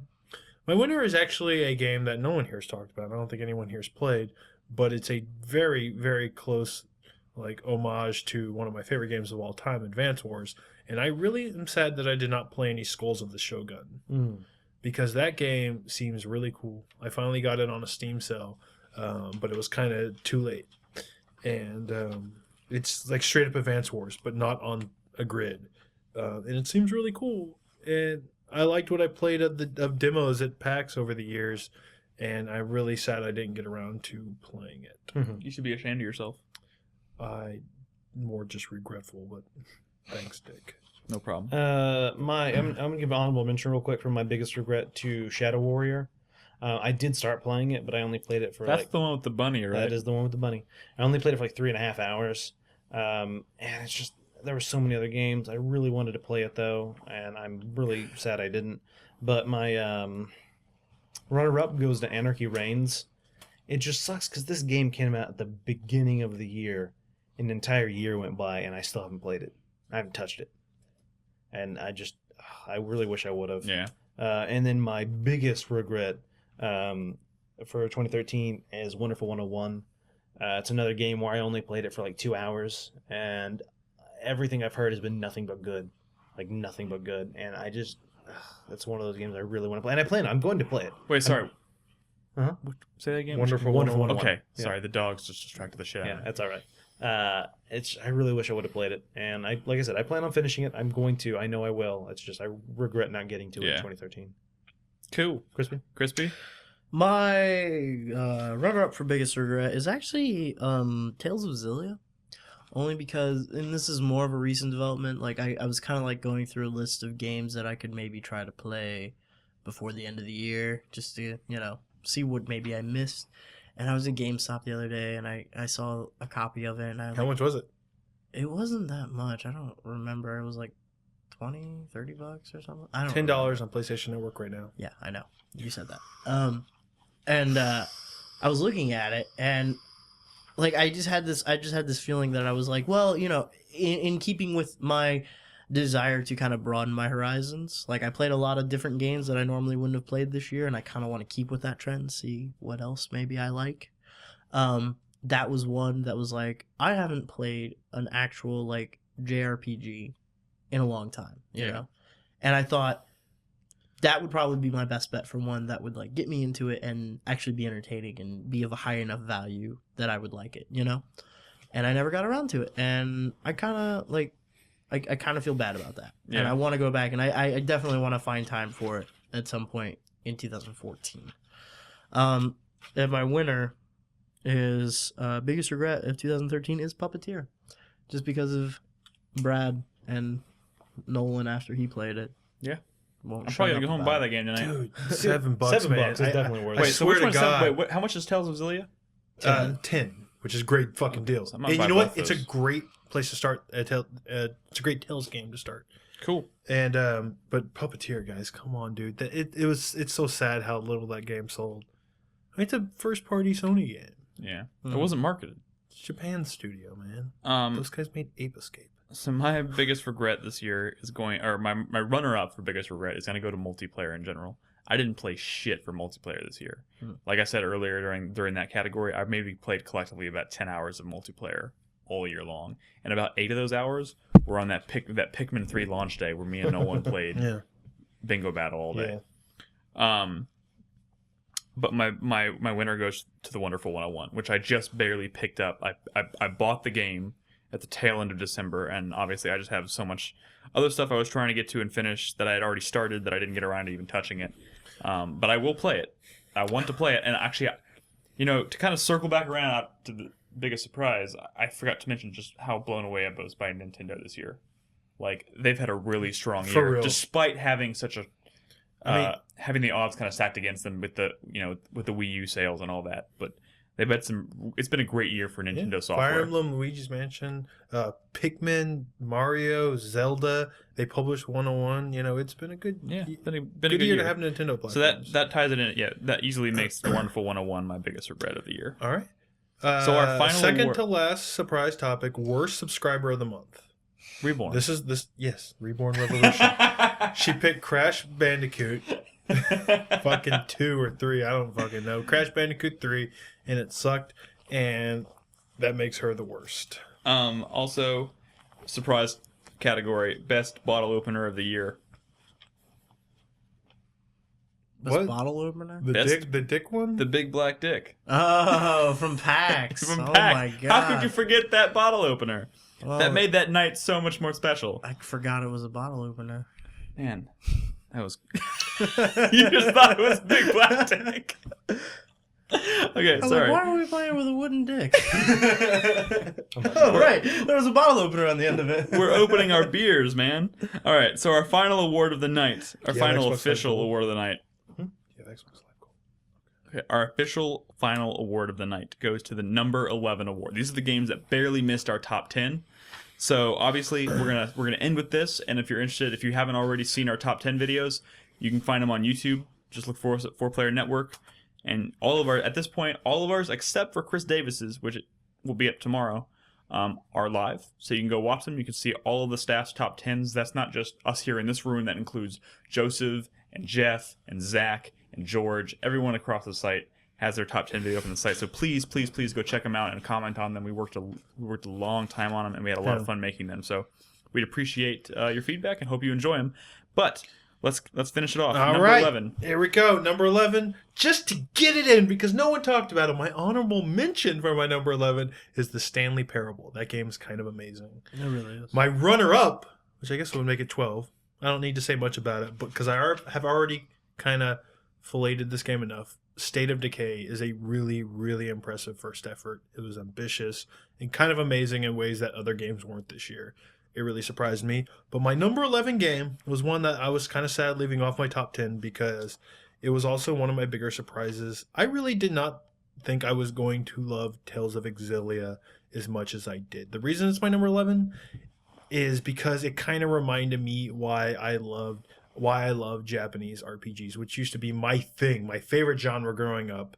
And this kind of brought it back for me. Do you know what really convinced me that to pick up Tales of Exilia the day it came out? It was because I had played Ni no Kuni at the very beginning of the year, and I was really bummed. I didn't like it. I didn't like the battle system, and I was like, man, this sucks. Maybe I just can't do Japanese RPGs anymore. So I stopped playing it, and I rented Tales of Grace's F, and I started playing that for grinding with Brad, and I was like, Jesus, this is pretty good. I don't dislike Japanese RPGs. I just don't really like Ni no Kuni. And just that little bit of Tales of Grace's F was like enough to say, hey, you know what? I'm back on the hype wagon for Tales of Exilia. And sure enough, like, it's fucking great. It's great because it has a great fucking battle system. In Japanese RPGs, you go for great fucking battle system. It's so fast. It's so fluid. Amelia Maxwell is my queen. I never touch the ground with her. I go up in the air, and everything on the ground would be dead before my feet touch the ground. Because that's what Mila Maxwell's good at. Aerial fucking attacks and combos and stuff. And it's just, they do a great job. You know, I mentioned, like, best ensemble cast. You know, I was making jokes. It's probably the Tales of Exilia cast, because I can't tell you enough just how much awesome character development you get out of these characters from these they call them skits, these conversations about anything and everything, and sometimes it's dumb, and sometimes it's silly, and sometimes it's offensive, but it does a great job of kind of fleshing out those characters in other ways that you don't get from other things outside of like JRPGs. That's kind of why we loved JRPGs growing up as a kid, because those were the few games that gave us deep stories with deep characters when other games weren't doing it. You know, and then everybody started doing it. Half-Life came out and it's like, you can get great development from any game. But you know what? JRPGs still do it a little bit better when it's good. And Tales of Exilia was really fucking good. How did we get Tales of Exilia last year, but getting Tales of Exilia 2 this year? That's how is the turn? Okay, Tales of Exilia came out a long fucking time ago in Japan. Okay, never Like, mind. Okay. over 2 years that answers ago. the question. So, We're moving on. yeah. So I had a quick question, Nolan. What was your runner-up for number 11 award? My runner-up, so my number 12 is The Swapper. I had a lot of fun with that game. The story, even though it's subtle, is definitely there, and I really enjoyed it. And real quick, my number 11 is GTA 5. I did have a lot of fun with that game, and that placement on my list definitely has to do with the multiplayer. It probably wouldn't even have been there if it hadn't been for the multiplayer and how much fun I had playing online with my friends. Gotcha. Yep. Okay. There you go. By the way, I don't know if you saw it, we just gotta hurry it up because apparently the SD card is running out of footage or running out of room, so How does he know? Okay. it's on his phone. Okay. So my runner-up for number 11, so number 12 is Gunpoint. Most of that is a length issue. That's what she said. Length. Because I beat that game in like 2 sittings, and most of that was in the second sitting that I played it. So like I just kind of wish there was a little bit more to it, or maybe like challenges or secret levels or anything like that. But it was still really, really fun, and I enjoyed my time with it. And my number 11 is Samurai Gun. And I mentioned this before. It's really, really fun. It's not a super deep or fleshed out game, but the main reason why it's not on my top 10 list is because, again, I would love to be able to just do some sort of like online matchmaking and just be able to play that game whenever and not have to worry about getting 3 other people together to make it a fun experience. Gotcha. Cool. Yep. And my number 11 goes to Ni no Kuni, Wrath of the White Witch. Oh man. Didn't make your top 10. Didn't quite make my top 10, but goddamn, I spent all year playing it, and I enjoyed it. It's very good, especially once you get towards the end and you start to really get. I mean, that battle system does become a lot of fun, Brad. I think if you spent more time with it, you may have really gotten into it. I'm very picky. And let's Nick not just forget like the Toko Tokos. Let's not forget about my addiction to Toko Tokos, which holy shit! I don't know what that is, but I don't want to know. You got to get some of that Toko Toko action, man. It's great. And my number 11. What? You just said that was your Sorry, number sorry. 11. That was my runner up. So my number 12 was Ni no Okay. Kuni. My number 11 is the Swapper.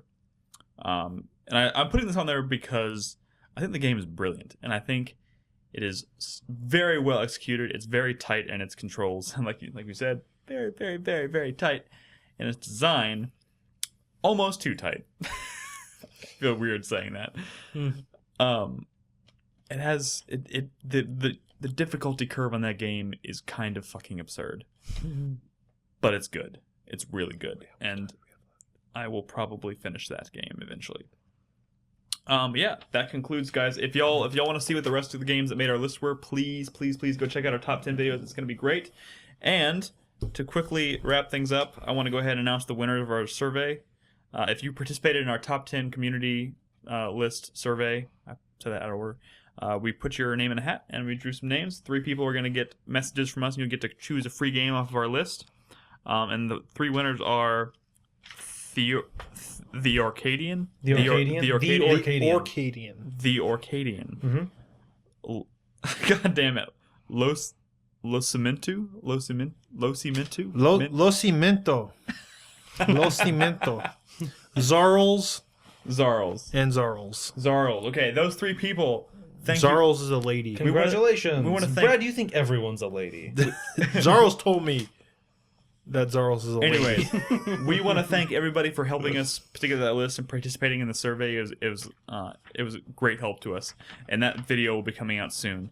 So we'll be contacting those 3 people to let them know which games they can choose from.